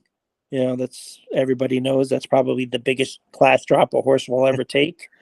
The biggest class drop in horse racing. Well, it's yeah, that's one of the first things that you learn, and it's one of the class drops that like are the most like not suspicious. That's like a normal thing that trainers will do. They just know, hey, listen, our horse is not good enough to run maiden specials, so they drop them down into that. And obviously horses that show early speed in those races. Yeah.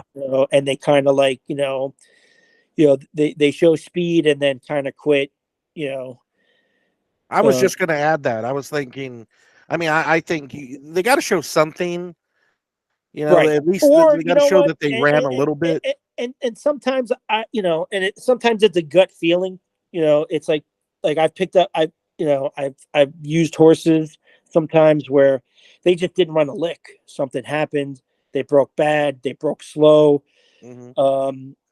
Maybe the jockey didn't want to overcome the horse with in his first race like that, so they kind of just ran like an even race, and they just ran a merry-go-round race and said, shit, the horse didn't do anything. I'm just not going to kill him. Why should I kill him today? We'll save him for another day. So, like when horses come back like that sometimes, and if they're working out good and the horse makes sense, like sometimes I'll go with one of those horses at a big price because I'm looking at it as, well, what I look at is, and even if they're coming back, I like it when they're coming back into the maiden special weight condition, because it's telling me that the trainer is willing to give that horse a second try. So it makes me look at the horse and say, well, shit, now I'm going to view this horse. He didn't run a lick, so I'm going to look at him as a first time starter. We don't know what he's going to do. And I've caught a couple of horses like that at big prices. I caught a horse like that one time. He came in second by a nose bob, but the horse was like 20-1 on the morning line, didn't get bet, and he was like 30-1, and he just lost the nose bob. And everybody's like, well, what did you see in that? Well, I just told you that. I said we don't know. So why am I going to take a horse that's going to be 2-5, and we don't know. We don't know what this horse can do yet. He hasn't shown you anything. So this horse probably could have a chance. So I'm always willing to take a chance on a horse like that. It doesn't bother me, because what's going to happen? I'm going to get beat by the 2-5. All right. So what? I'm not making any money on that horse anyway. So what's the difference, Another angle is distance changes or distance specialists, like horses going from a sprint to a route, or from a route to a sprint. Especially horses that have been sprinting, A route? like Are you younger Canadian? Are you Canadian? A route? a route race, a route race, whatever you want to call it. Going first routing. But I like horses that were maybe the first few races they were sprinting, and now the trainer is stretching them out for the first time, and the breeding says that they'll be okay, and they've been running in really, really fast races, and now they're going. You Now like when they go from route to sprint? I like route to. I'm not a drastic switch up guy. So I know a lot of people they see a horse that was racing a mile and an eighth or a mile and 16th, and now they're cutting back to like 5 furlongs or 6 furlongs. I don't like that, unless the horse is like total speed. I don't like the drastic. I don't mind like a horse going from like a mile to 7 furlongs or 6.5 furlongs or 6 furlongs or 7.5. Like that slight cutback, and especially if the horse has I actually love that slight cutback. Yeah, that, especially if the horse has speed. Like if the horse is running, in sprint races, and he's still running in his route races at like 22, 23, first clip, second clip, They get stuff really like fit that. off those mile races, mile and a 16th. Yeah, that's what I'm saying. So it's like if the horse has speed or early speed, and then you're cutting it back, just a little bit. The horse could probably wire the field that way. So that's how I look at it. Horses that are distance specialists, this horse ran 6 furlongs 10 times, and he won maybe like 4 or 5 times, and he came in second a bunch of times. So horses that like the certain distances that they run in. And then of course horse for courses and surfaces. There's horses out there that just love the turf, or just love the dirt, or just love the synthetic or whatever, and they just always seem to run well on that. Another obvious one, first time gelding. A lot of people love that angle, especially first time gelding, first time Lasix, and it's a combo deal. It didn't work out for me and Mike the other day at Gulfstream, where me and him loved that 3 horse. I don't know if you remember him talking about that horse. He was like 20-1 in the morning line, but he saw everything that I was seeing in that, first time Lasix, first time gelding. And I'm like, the horse didn't run a lick in his first race. And I'm like, they're bringing him back. I'm like, this horse, he ran pretty good. He pretty much, he was up with the speed the whole way, and then he wound up quitting. But maybe next time out, he comes back again. But he was looking at the same thing I was kind of looking, and I'm like, well, yeah, that's a horse I would take a chance on. Sure, why not? And Lone Speed could be good, and Lone Speed could be bad. Like it was funny because my father-in-law used to tell me, he's like, speed. Always remember this: speed kills. And I'm like, what? He's like, speed kills. He goes, but you got to think of it as a double-edged sword. I'm like, how do you mean? He goes, well, speed can kill you if it's lone speed and the horse wires you, or speed could kill because you got 3 or 4 horses out there that are all speedsters and they're going to kick the crap out of each other on the front end, and then a closure is going to come and fly right by them and stuff like that. So you gotta take the race and figure out what the pace is going to be, how it's going to set up, what the scenario you think is. I But hope Joanne passed the coochie. The foxy Joanne passed the coochie. We know her. She was asked. She wanted you to explain, how do you see a lone speed horse in a race? Like, how do you figure, hey, this horse is going to be lone speed? Well, I'll give you an example. So remember Saturday at Santa Anita. So Pratt had a horse on the turf that was coming back. Bella Bell. I love that horse. Did I play the horse? No, because I'm a fucking idiot. I looked at the race and I'm like, this horse is coming, and that's another thing. That was my paddock pick too. Oh, if you would have seen the horse on the paddock, you would have been like, "Oh my god!" No, I mean, I like the horse on paper. I know, I liked her on both too, but when I was breaking down the race, I'm like, there is absolutely no speed in this race except for her. I'm like, everybody else is a deep closer. I mean, they're going to be chasing this girl. I said, this horse is coming off a year layoff, which is, and this is another thing. So, just so all the viewers out. Dirt horses and turf horses, for some reason, are a little bit different.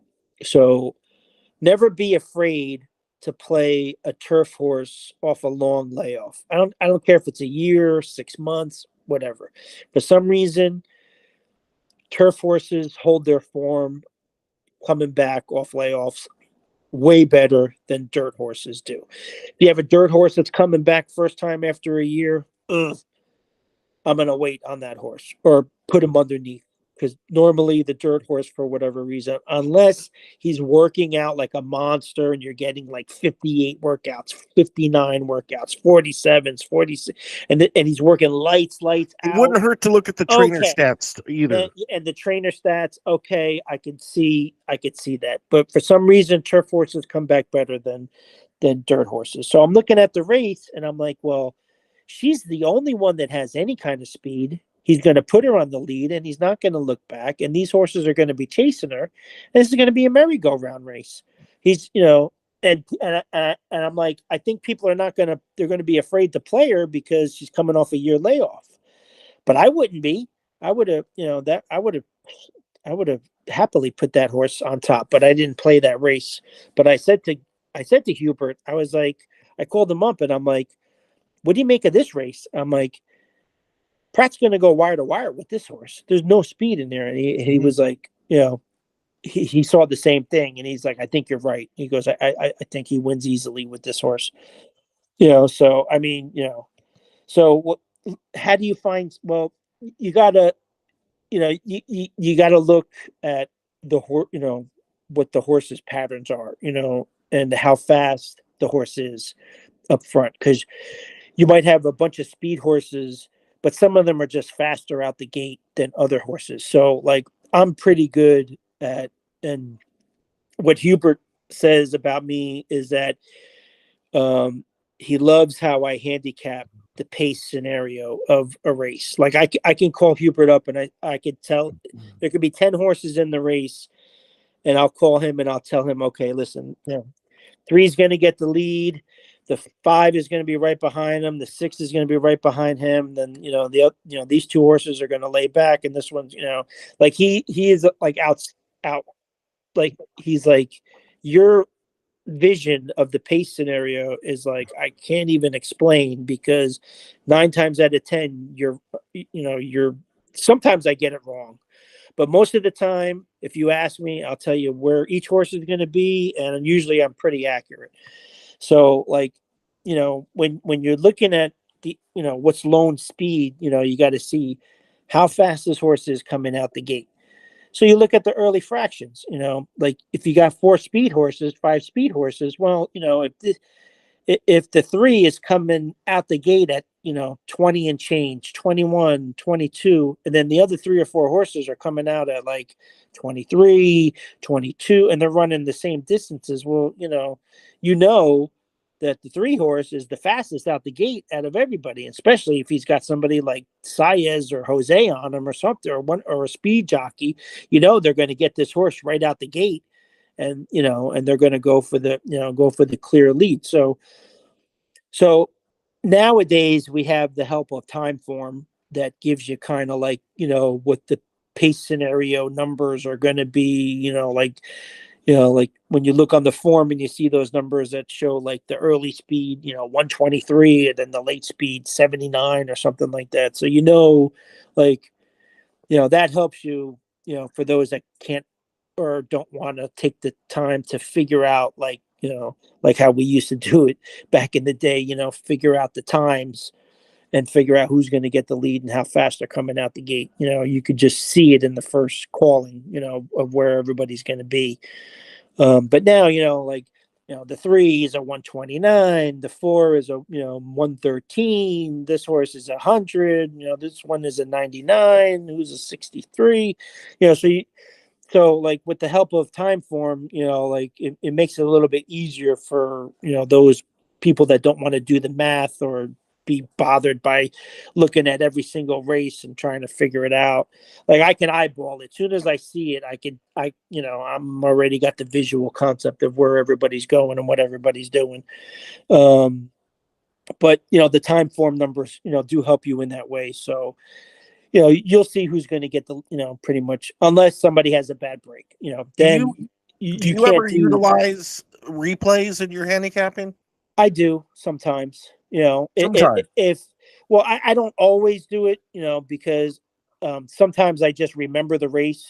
I'm pretty good at that, so I don't have to look at the replays all the time. I remember because I had a particular horse in that particular race, and I'm like, damn, that freaking horse got hemmed in at the rail. He got shuffled. He got kicked back, and I don't even have to read the thing on the side, because I saw it all. I remember what happened that day because I was so pissed about it. But like, if there's races that I'm unsure about, and like sometimes the notes on the side, they over or under, explain. So if I'm a little bit not sure, then I don't always look at the replays, but I do look at the replays sometimes, and I'll go back and I'll see what are they trying to tell me here? It's like, I'm a little bit, sometimes I might get confused on, like, what really happened? Was it that dramatic? Was it not? And then I'll look at the replays, and I'll make my own, determination. Or it could be a race that I sort of remember, and I'm like, damn, I got to go back to the replay and see exactly what happened, because I'm not You too sure if my you ever recollection is proper. do you ever watch the replay immediately after the race has been finished? That replay? Sometimes, if there's any kind of shenanigans that went on, like sometimes I'll wait and I'll watch the replay. Like if I see like a jockey stiff a horse or something like that, or I'll be like, man, I just got stiffed there. What the hell that happened? Or if a horse got into traffic trouble, like I'll watch the replay right after they show the race again. And then sometimes I'll go back to the replay. Like sometimes there's an inquiry or something like that, and it doesn't go your way, and then like I'll wait for the replay so I can go back and look at it again and again and stop it and pause it, and what am I missing here? Why did they take this horse down or not take this horse down or whatever, I so yeah, so sometimes, yeah, I mean sometimes I utilize, if I can't imagine it in my brain, then I use the replays, and I'm a big proponent of the replays. You should, if you're, you know like for us, we're, for those people that don't watch the races, every single day or watch their particular races that they're playing all the time. It's because some people just, you know, they, and sometimes I'm the same way too. Sometimes I just make my wagers for the day, or I play my tournaments and I go about my business for the day, and I don't even watch any of the races. I just, go back and check my stats later, see what's going on, where am I, Well, what I'm doing, Bobby, and stuff like that. We have a some life people, too, it's like it's not just all about racing. I want to go and enjoy the beach Bobby, sometimes. Bobby, some people, when you watch a race, I don't know about you, but I'm curious because I know a lot of people, and me in particular, when they watch a race, they're mostly focused on the horses that they bet on. That way, but when you look at it that way, you might miss another horse on the race that had some trouble that you weren't paying attention to. Now, when you watch a race, are you mostly focusing on the horse you bet? um Yeah, I think I'm kind of 50-50 on that one. Sometimes I do have tunnel vision, and I'm just focused on my particular horse and what he's doing, especially if the horse had trouble the last time, and I'm just concentrating on that horse. I'm like, okay, don't get in trouble. Don't get in trouble. Don't get, Yeah. okay. But, Especially and then, Joel I'm paying Rosario's attention, on it. but sometimes, and then there's times where I'm just watching the whole flow of the race and just trying to see what everybody else is doing and stuff like that. So, If it's Joel not. Rosario's on the horse, don't you kind of look at it a little more further, a Oh, little I don't closer? even I don't even play that guy anymore. Like I can't even. Well, he's I can't, he's with us now, so huh? he's with us here in Santa Anita now. So Yeah, I know. I mean, he's I don't know. I can't gauge him anymore. I mean, it's like I play him, he doesn't show up. He's like Irad for me. Like Irad is hard for me to catch. I play him. I think he's on a good horse, and then he doesn't show up. And then on a horse that I don't like, and he's on, he dominates. It's like what? Uh, and Rosario is the same way. It's like, it is I so play funny. him, and I don't play jockeys. I play the horse first, Yeah, and if the jockeys fall into line or whatever, or if I see something like, and that's another angle, like jockey upgrades or yeah. changes that leads us into another angle that a lot of people like, and you know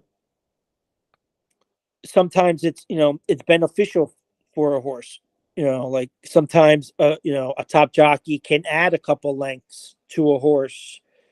Like say like if you had a low wind jockey on a horse, and the last couple times the horse only lost by like a length, half a length, a nose, a head, or something like that. Like you put somebody like Irad on there, or Paco, or Saez, or Gaffleon, or something like that. Well, maybe that now that horse can, like a jockey sometimes can add 5 lengths to a horse. You know what I'm saying? Just because of the way they ride and stuff like that. So now, if you get a horse and you get a jockey change and you see, oh man, the horse only lost by a half a head, you know, a half a head the last couple of times, and now you're getting Saez on the horse. Well, he's going to be closing hard with this horse. He's whatever. So, that might be the difference in that Was it horse. half a head or nose? Huh? You said half a head. Yeah, like a head, a half a head, a nose, a whisker. That that Half a jockey head. upgrade, and even 5 lengths. I've seen horses like they lost by 5 lengths here, 5 lengths there.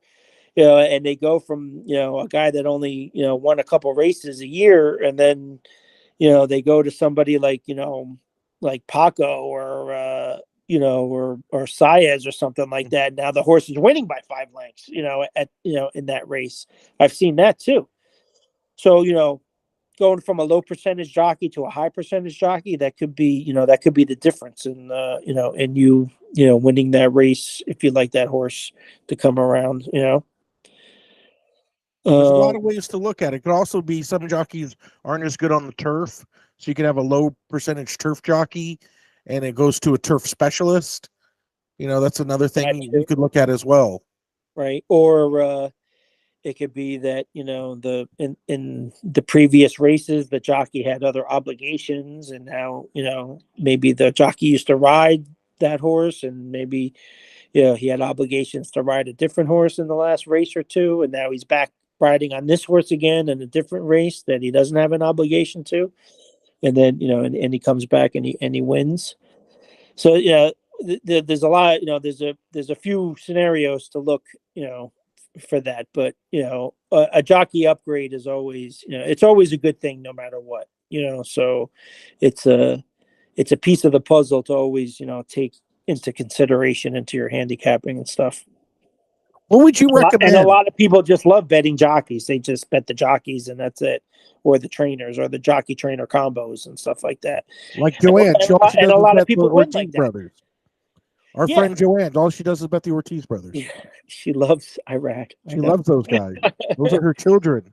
Yeah, I know. Those are her children.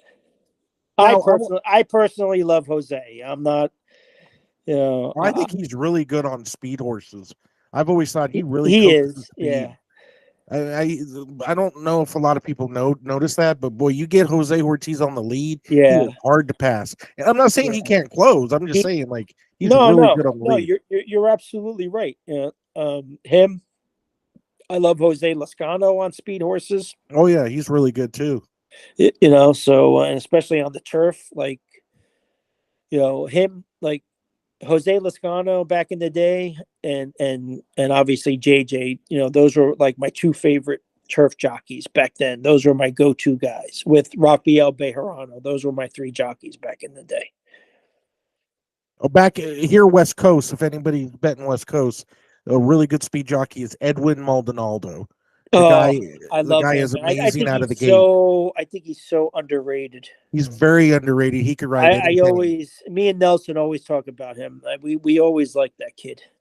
Yeah, and he's a really good guy in person too. He's really easy to root for. He's a good guy, and he can ride. He can ride. And a lot of people just they typecast him as a speed jockey, which he is wonderful speed, wonderful gate jockey. But he could ride the turf. He could ride the sprint route, anything you give him, he could ride. The guy could horseback, and if you see him on a horse, do not ever hesitate to bet. Edwin Maldonado could win on anything. Just give a lot of these guys. I mean, I know you agree with me, Bobby, but I do. A lot of these jockeys out there, you give them the horse, they will win. They will, and a lot of them don't win because they don't get the mounts that some of the other high-profile jockeys. And and it's a double-edged sword because the high-profile jockeys became the high-profile jockeys because they did they were winning, and they were and they get the mounts, and those are the and they built up relationships with whatever trainers and owners, and those are the go-to people that they go to, and so it's like you get some of these guys that are just as good, given the opportunity, but they get lost in the shuffle, and and they get and then they wind up getting downgraded and stuff like that. But I agree with you. I mean, there's certain jockeys out there that you give them a really good horse just like everybody else, and they can win just as much as everybody else. Now, Bobby, what would you we have a lot of newbies in the group, a lot of newbies in particular in horse racing that want to learn. What would you tell them if they're getting into horse racing and they want to learn? What are some things that they should look at? What are some things they should do, in your personal opinion? Well, I think one thing they should do is maybe get a couple handicapping books. I remember when I first started learning, Johnny gave me he had a bunch of books. I remember one of the books that I read was Brad Free's book. I thought his book was really good. Brad Free's a very smart guy. Very, and I learned so much from that book. I had to read it a couple of times because I didn't know what the hell I was reading at first. But that's okay. If you have to read it 2 or 3 times, that's okay. Nothing wrong with that. No, I mean, I think Jerry Bailey had a book. I read his book. Pat Day had a book. I think I read his book. He had the Andrew Beyer book. I read that book. So it was like reading, learning the form, learning how to read the form, and and everybody, a lot of people are like, oh, I don't know how to read the form. But if you go in the daily racing form, like the program that you get for the day, when they have a page in there that gives do I have it? I have it somewhere. I printed it out the other day because there was a couple things on the form that I was like, damn, I forgot what this means, and what do these numbers mean. But if like when you're in the DRF, they give you that one page where it tells you everything, what each section, what the numbers mean, what and it tells you. So read that index, because that will help you a lot in understanding. Like, And you printed it out? I maybe you could. I printed it out like a week ago, because there was a couple things that I forgot what they were for, and I'm like, damn, what are these numbers for? I forgot, and I always see it, and I always forget. But I printed it out the other day. I printed it out the other day because there was a couple stats in there that I was like, damn, what are these numbers for? And I was like, damn, I don't remember. So I printed it out just so I can go over it again. And then there was a lot of things on there that I was like, oh yeah, I forgot about these, what this means and what that means and what this number is for and what that number is for. So, definitely look at that index, because really when you look at the racing form, people are like, oh, this is Chinese. I don't know what the hell I'm looking at. So learn how to read the form, learn how to, obviously the main thing is stick to the basics. Basics are when you first class, the horses that that the horse is running against, what kind of class that the horse is running in, the conditions, that's twofold: the conditions of the race and the condition of the horse. What kind of form is he in? Is he in good form? Is he not in good form? Why is he in good form? Is he in good form because he's racing? Is he improving? Is he racing and he's getting and he's winning because he's in the class that he's supposed to be in? And then there's speed. How fast are they? How fast is the horse? Can the horse hold the speed? Is he is he in and out? Is he consistent with his speed? Then then there's distance. Like I used to, I still am. I'm a big distance guy. Like, has the horse done the distance before? Does he like the distance? Does his breeding suggest that he can get the distance if he's doing it for the first time or whatever? Does he do it consistently? How does he run? Does he, is he off the board? Maybe it's this particular distance is too long for him. He likes this distance. Maybe he likes a mile. Maybe he likes a mile and an eighth. Maybe a mile and a half or a mile and a quarter is too much for him. So, and workouts. Learn how to read the workouts and the workout patterns. That's I never used to I never used to read the workouts and stuff like that. But now I understand how important the workouts are, and understanding how, what's a good workout, what's a not good workout, what trainers, what their patterns are. Is the horse working in a steady pattern? The trainer intent, some trainers don't like to show their, like Pletcher doesn't like to show his workouts on paper. So like you look at a horse and he's like, 6 to 5 in the morning line, but I'm like, you look at the workouts and he's like, there's nothing special about these workouts. Well, yeah, there is, because he doesn't work out the horse. He works out the horse after the work is over. That's when he works out the horse. That's his pattern. So the true workout doesn't come after he did the 48 seconds. It doesn't come when he does the 48 second, 4 furlongs. The workout comes after. That's unrecorded. That's when he works out the horse, because he doesn't want, some trainers do that. They play in that deception game, and they don't want you to know what their horses are doing. Because it's like a lot of these horses, it's like, yeah, this horse, then you see other trainers, they're working out 47, 46, 40, it's like, whoa, okay, yeah, this, he's throwing out bullets, 58, 59, 101, 1 minute. It's like, oh, okay. And you could see the steady patterns and, and stuff like that. So, so it's like, main thing is to learn the basics, have fun with it. What do you want to accomplish? Are you there to build bankroll? Are you there to just have fun for the day? Do you just want to win? You just want to pick winners? So it's all up to what you're trying to accomplish. Are you playing tournaments? Are you just, you're just into playing pick threes or whatever, or you just want to do exotics and play tries and exactas?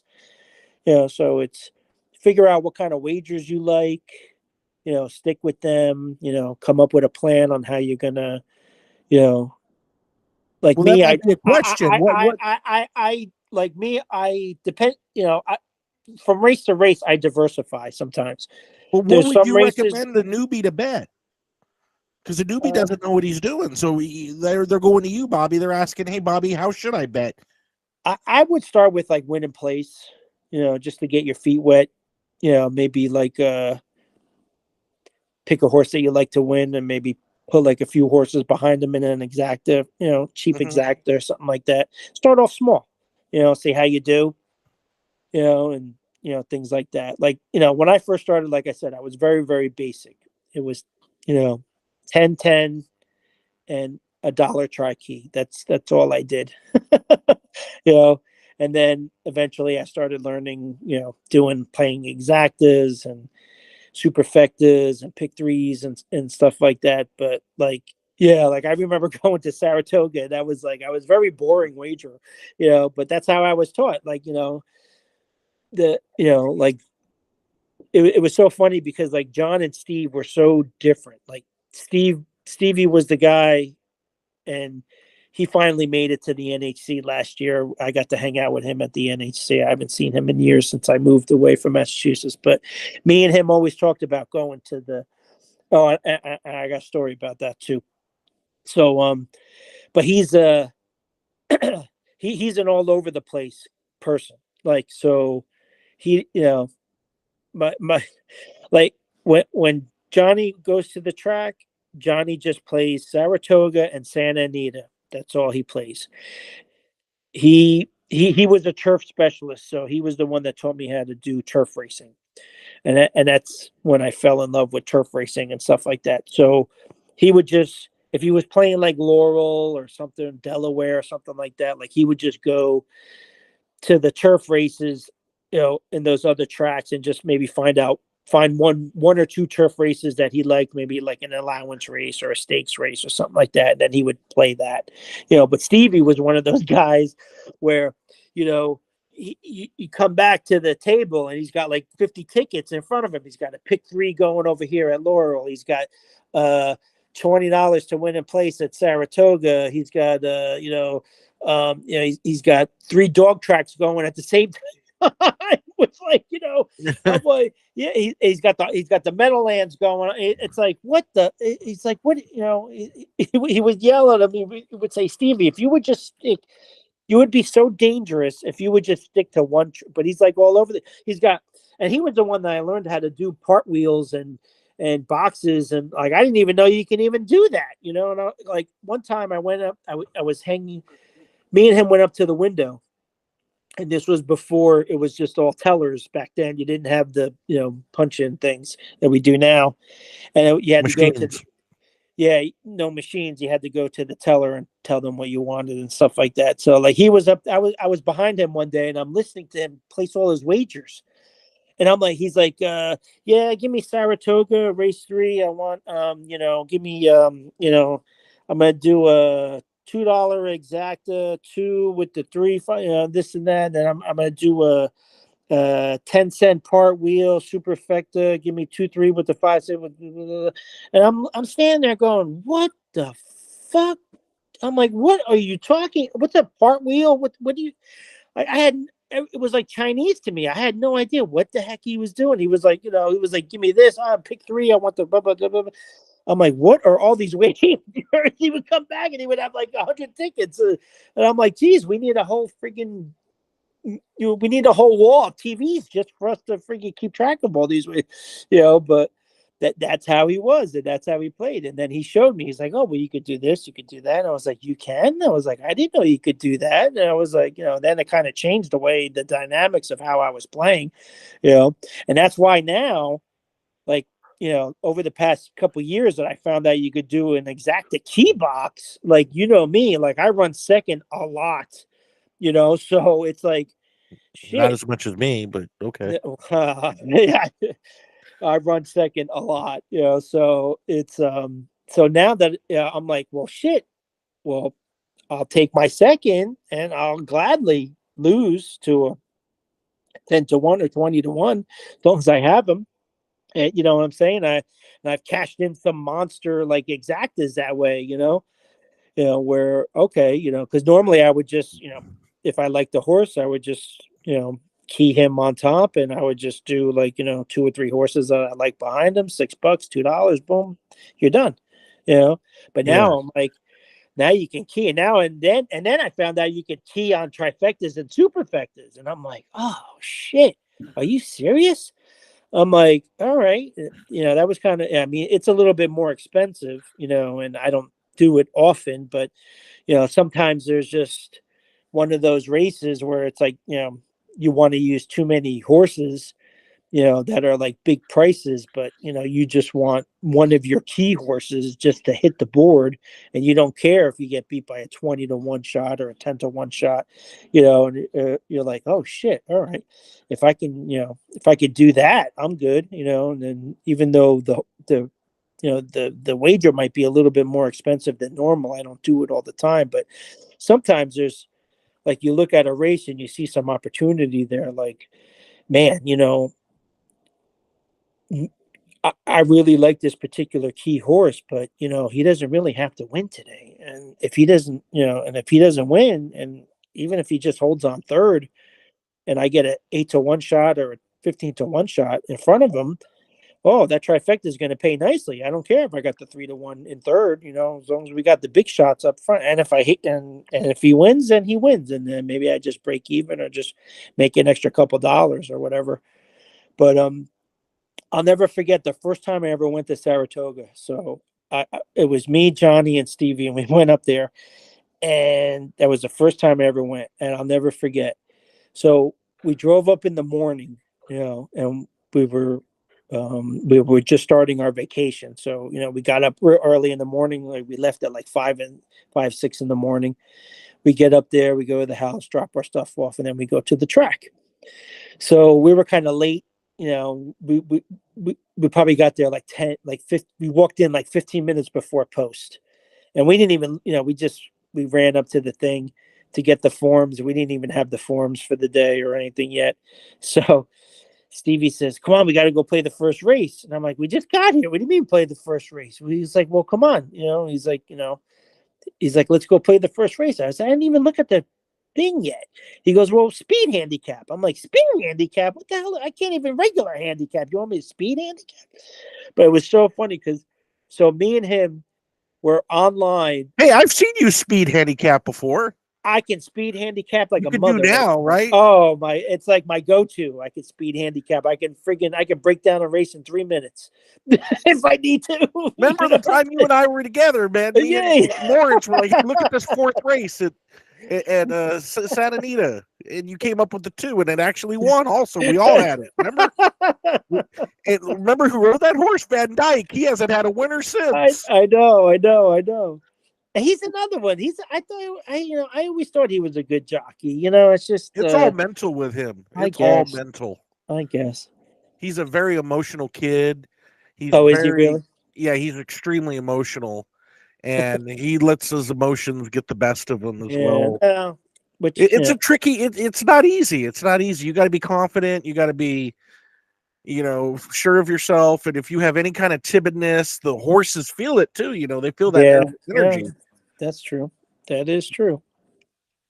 Yeah, but yeah, like you said, he could ride. But I remember you speed handicapping when I was with you in Lawrence, and you came up with that Yeah. 2 horse in about 90 seconds. So that's why I'm wondering. You're telling me you can't speed handicap, and I see you come up with No, a but nice 2-1 at that, winner. you're talking. This is like what? This is like 15 years ago. This is Oh, like okay. this is like 2009. I want to might have been like 2008, 2009. Like I said, I'm just learning. I don't know what the hell I'm doing. I'm like speed handicapping. What the fuck is that? So he's, You know so what? I want to let me say we're in something. this long line. We got like 20 Bobby, people. Bobby, let me say something to the listeners out there. They need to hear this because trust me, there's a lot of newbies that are listening to this right now. Let me tell you, listen to what Bobby just said. If you remember what he said earlier in the podcast or in the interview, whatever you want to call this, he said in 2006 is when he started, right? And then Bobby said it's 2008, 2009, and he still didn't know what he was doing. See, that's true. Keep this in mind, newbies. It takes a long time to learn this It game. does. Be patient. It takes years. So just be patient, do your thing. Listen, look where Bobby's at now compared to where he was before. Even 3 years into the game, Bobby was timid and couldn't speed handicap, uh, and look where he's at now. So just know because it's only been a couple of years. Because I know some newbies, they kind of like, oh well, I'm gonna give up. I'll never figure out this game. Just keep on going, and you'll get it one day. Like Bobby said earlier in the interview, The one light day bulb will the turn light bulb on. will come on and you'll be like, you know what? I'm starting to get this now, but it Now, takes right. time. But I It wanted people to does. hear that It's because you like, said 3 years and you still um, weren't getting it all that much. yeah, because I didn't, well, at, like I said, 2006 ish. And I was still like casual with, like 2006, 2007, I was very casual with it. Like I wasn't like into it yet. Yeah. But, Like a lot of your I dates. was going to the track more, and and then I was like, I really like it and I want to learn more. And then, that's when, he started giving me the books to read and stuff like that. Cause I was just going for the entertainment for the day. I didn't think anything was going to become of it or whatever. I just wanted to go and just hang out with the guys and just, Kind of eat like and when you drink. go to the club and pick up chicks. Yeah. Yeah. It's just, You weren't looking it for was anything kind of, serious, casual. no, but then, I, well, like I said, what hooked me was Saratoga. That's what really, um, it, if it wasn't for Barbaro, Rachel Alexandra, and Zenyatta, those three horses probably were, and I'll say, and I liked the Australian racing at that time, and that's when Black Caviar started to come Oh, around, like yeah. 2009, 2008. So Forgot about her. I kind Yeah. of fell in love with that horse too. And so like those horses were the ones that kind of like started bringing me into the into they started like drawing me in, you know and when I went to, yeah, it had to be 2009 that we went to Saratoga for the first time. It was right after the market crash. I remember that, the real estate crash. That's how That we was got. 08. Oh wait, so it was either 08 or 09. Like I said, I can't fucking remember, but it was that was the only reason why we, because like I said, they used to go to Saratoga all the time, but they would just go in the flea bag hotels because they were never at, because when we go to Saratoga, it's like morning, we're at the track in the morning, we come home, take our showers, eat breakfast, we're back at the track at 11, then we're at the track all day. And do we come home? No. Where do they want to go? They want to go across the street to the casino and the harness track. So now we're there. We're watching Saratoga harness track and Santa Anita at night. So well, so it's like every day when we're there, it's like we're not getting home till like 10, 11 o'clock at night. So like you're out from 6 in the morning till like 11. It's long days. So it's like you got to pace yourself. That's the life. It is, and with these guys, because that's how that's what they're there for. They're like, oh, he's like, kid, we're here to friggin' gamble. He's like, what do you think we're here for? He's like, I'm like, well, are we gonna like go back to the house and make? He's like, no, fuck dinner. We're fucking, we're hungry. We'll eat when we come back. And I'm like, holy shit, So it was like, yeah, that's how it was, and yeah, I, like I said, it's got to be 2008, 2009. So anyway, but the first time I went to Saratoga, that's where like I really fell in love with it. And then I was like, and then after I hit that first friggin' race, we're standing in line, and I'll never forget. So I'm looking in the form, and I'm reading it, and I'm like, man, I really love this horse. And the name of the horse was called. You'll probably remember the name. The name of the horse was called Bull's Bay. Remember that horse? He was like an old hard knocker at that time. Sounds familiar. I can't remember the He ran details. against Rachel in when she won the Woodford that year, in 2009, the following year. So yeah, he was like a 5 or 6 year old at that time. But it was funny because I was like, I wasn't even talking to Stevie because he was in front of me online, and I'm looking, and I'm like, damn, I'm looking at the clock, and I'm like, shit, man, what the hell am I going to use? So I said, I'm going to do a dollar try key. I'm going to put Bull's Bay on top, and I saw like 3 other horses that I liked. I was like, I picked the speed horse. I picked another horse. I said he's going to come closing. Blah, blah, blah. I was like, all right, and then I did it, and we both get our tickets, and when we walk away, when we're heading towards the track, and he's like, well, who did you play? I said, I went with Bull's Bay. He goes, I did too. He goes, what'd you do? I said, I did a try key. He goes, I did too. He goes, I did, him with the blah, blah, blah, blah. And I was like, yo, shit, we got the same fucking ticket for $6. We got the same ticket. We hit the try. The dollar try paid $278. I'll never forget it.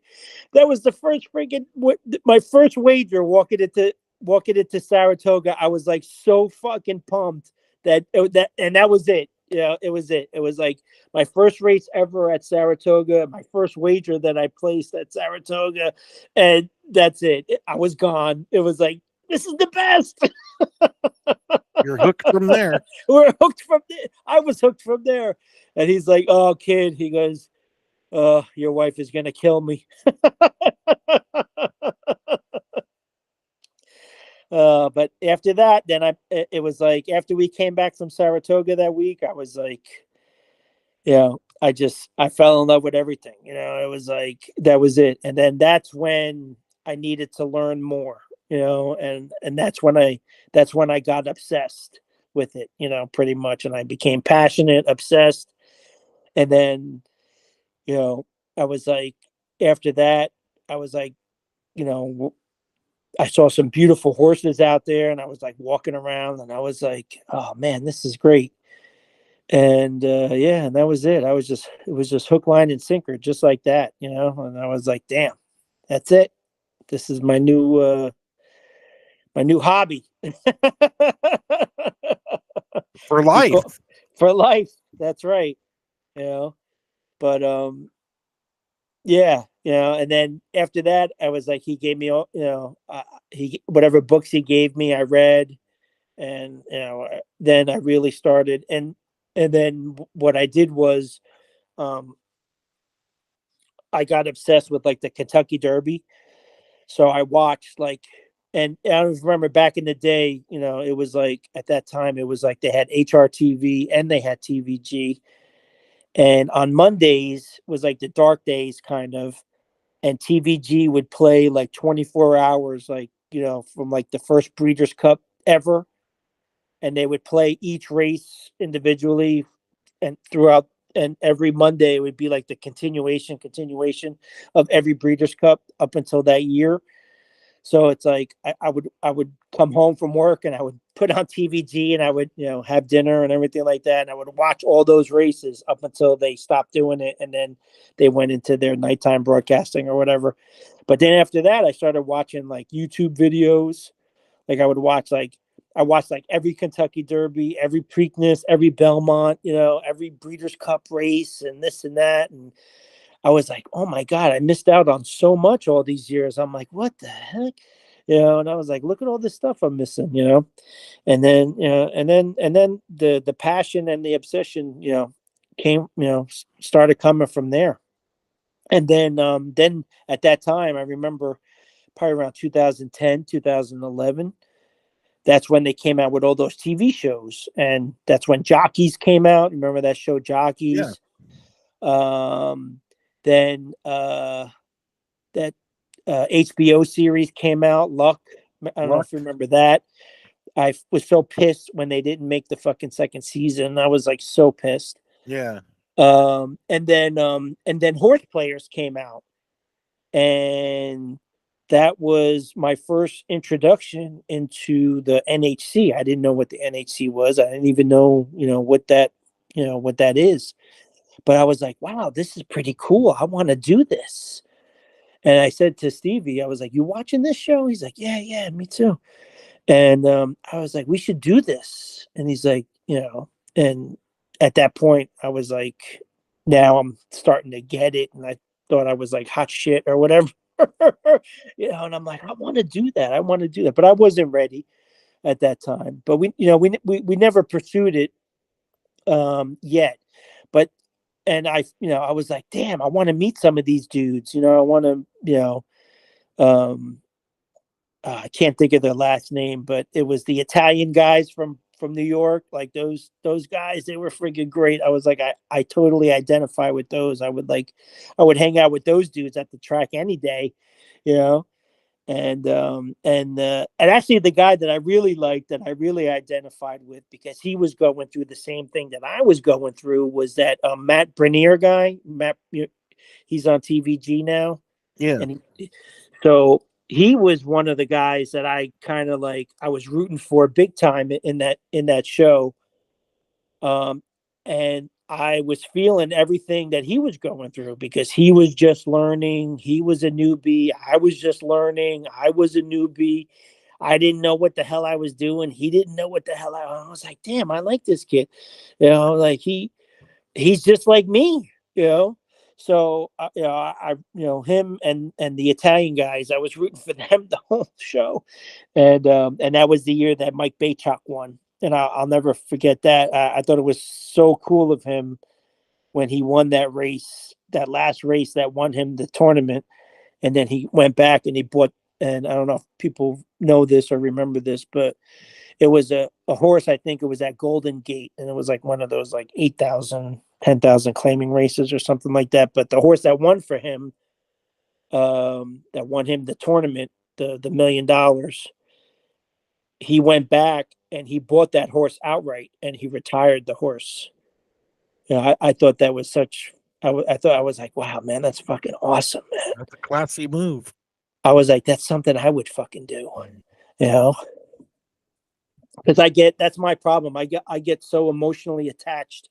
That's why when Kentucky Derby rolls around, it's so painful for me, because, like, when I first started learning and we started going to Saratoga, like, I had a goal for myself. Like, I was like, I was like, what I'm gonna try to do is I'm gonna try to pick either by the end of Saratoga, and I said no later than the Breeders' Cup. If I have to give myself to the Breeders' Cup, but before, if I can, before Saratoga is over, Saratoga and Del Mar, I said I'm gonna have my either my horse or a couple of my horses that I'm gonna have for the Kentucky Derby the following year, and I'm gonna ride with those horses and follow their journey, and that's how I started. And I remember, and then I learned about. It was so funny. I learned about future wages. And I was like, future wage? I said to Stevie, what's a future Kentucky Derby wage? I said, I keep hearing this on TVG all the time. And he's like, oh, well, that's what you could bet on the Kentucky Derby. They have like 4 pools that open up throughout the season, you know, and the first pool opens the weekend of Thanksgiving. And he's like, whatever you he was explaining to me, whatever, like if you like a horse and if he closes at like 10, 20, 30 to 1, that's the odds you get for the Kentucky Derby, no matter what he is. So if he goes off the favorite or something like that, you're still getting your 20 to 1 or whatever, as long as he makes it to the Derby. But if he doesn't make it to the Derby, then, you lose your money. I'm like, really? I'm like, that's a wager? He's like, yeah. I'm like, fuck, I thought that was cool. I was like, okay. So I said, that's what I'm going to do. I'm going to try that. He's like, what? He goes, you're going to try that? And Johnny's like, are you fucking soft? He goes, you're going to wager on a horse 6 months ahead of time and hope he gets there? He goes, you're just wasting your money. You're never going to do that. So I'm like, all right, I'm never going to do that, huh? Okay. So now, once you tell me I can't do something, yeah, okay, I'm going to do it. So what do? I find this horse that I absolutely love this fucking breeding. And I was like, man, this horse is big, he's beautiful. And girls, stop it. And I'm looking at this horse and I was like, you know, it was, I didn't know who I liked yet. And then I saw him Breeders' Cup weekend. And I'm looking at the horse and I'm like, damn, man, I don't know, but I just loved it. When I was looking, he was by Curlin, and I was like, I was like, man, this horse has beautiful breeding. And I was like, he's huge, like Zenyatta, and he's a 2-year-old. I'm like, he's freaking big. And I'm like, wow. I said, he's got big strides like Zenyatta. And like, he didn't run a lick in the Breeders' Cup, but I was like, I just thought he was a beautiful horse. And I was like, damn, I was like, if this horse is given some time, he can grow into himself. And I was like, you know what? That's going to be my Kentucky Derby choice. And I'm going to put $20 to win on that horse for the Kentucky Derby futures. So I told Steve, I said, Steve, pick me up, when you go to, Rockingham. I'm going to place, I have a future wager for the Derby that I'm going to do. And he's like, oh, really? He's like, who are you going to play? I said, well, I'm going to play this horse. His name is Escandaria. And I said, I absolutely love this horse. He's freaking big. He's beautiful. He's got these long strides. I said, he didn't run a lick in the Breeders' Cup, but man, he's freaking gorgeous. So I'm like, all right. So I put my money on him. And then I show Johnny my ticket. He's like, are you crazy? I'm like, all right. He's like, what are the odds? I said, I'm getting 60 to 1. He goes, 60 to 1? He goes, you picked a horse at 60 to 1 now? He goes, what are you, crazy? That horse ain't going to make it. I'm like, trust me, this horse, he's going to become something. I have this huge feeling. So going into after the Wood Memorial, everybody knows what happens with Escandaria after the Wood. After he throws 3 huge races in friggin' New York, and then he becomes the Kentucky Derby favorite at 3 to 5. 3 to 5. I'm holding a ticket for 60 to 1, Mm-hmm. and the friggin' horse is 3 to 5. I was when they scratched him the day before the Derby. I was like, and here I was. I was so funny because it was like the week before the Derby. I'm walking around the house and I'm like, I'm getting 60 to 1. Yeah, you said I wasn't gonna do it. And he's laughing at me. He's like, kid, he goes, I don't know how you fucking did that, but he's like, kudos to you. He's like, Jesus Christ. He's like, I never would have friggin' picked that friggin' horse. He goes, I don't even know if I would pick the horse now. But and when oh my God, I was devastated. I was devastated when he got hurt right before the Derby. And I'm like, oh my God. I was so pissed. And after that, that was it. I said, you know what? I'm gonna this is what I'm gonna and that's how I got also even more hooked, because now I was on a mission. And my mission was, I am going to pick the Kentucky Derby winner every year before the Breeders' Cup. You know, and I made it like a little game for myself. And then I would pick a couple horses, 2 or 3 horses, and I would follow their journey, and that was the problem. I got uh, and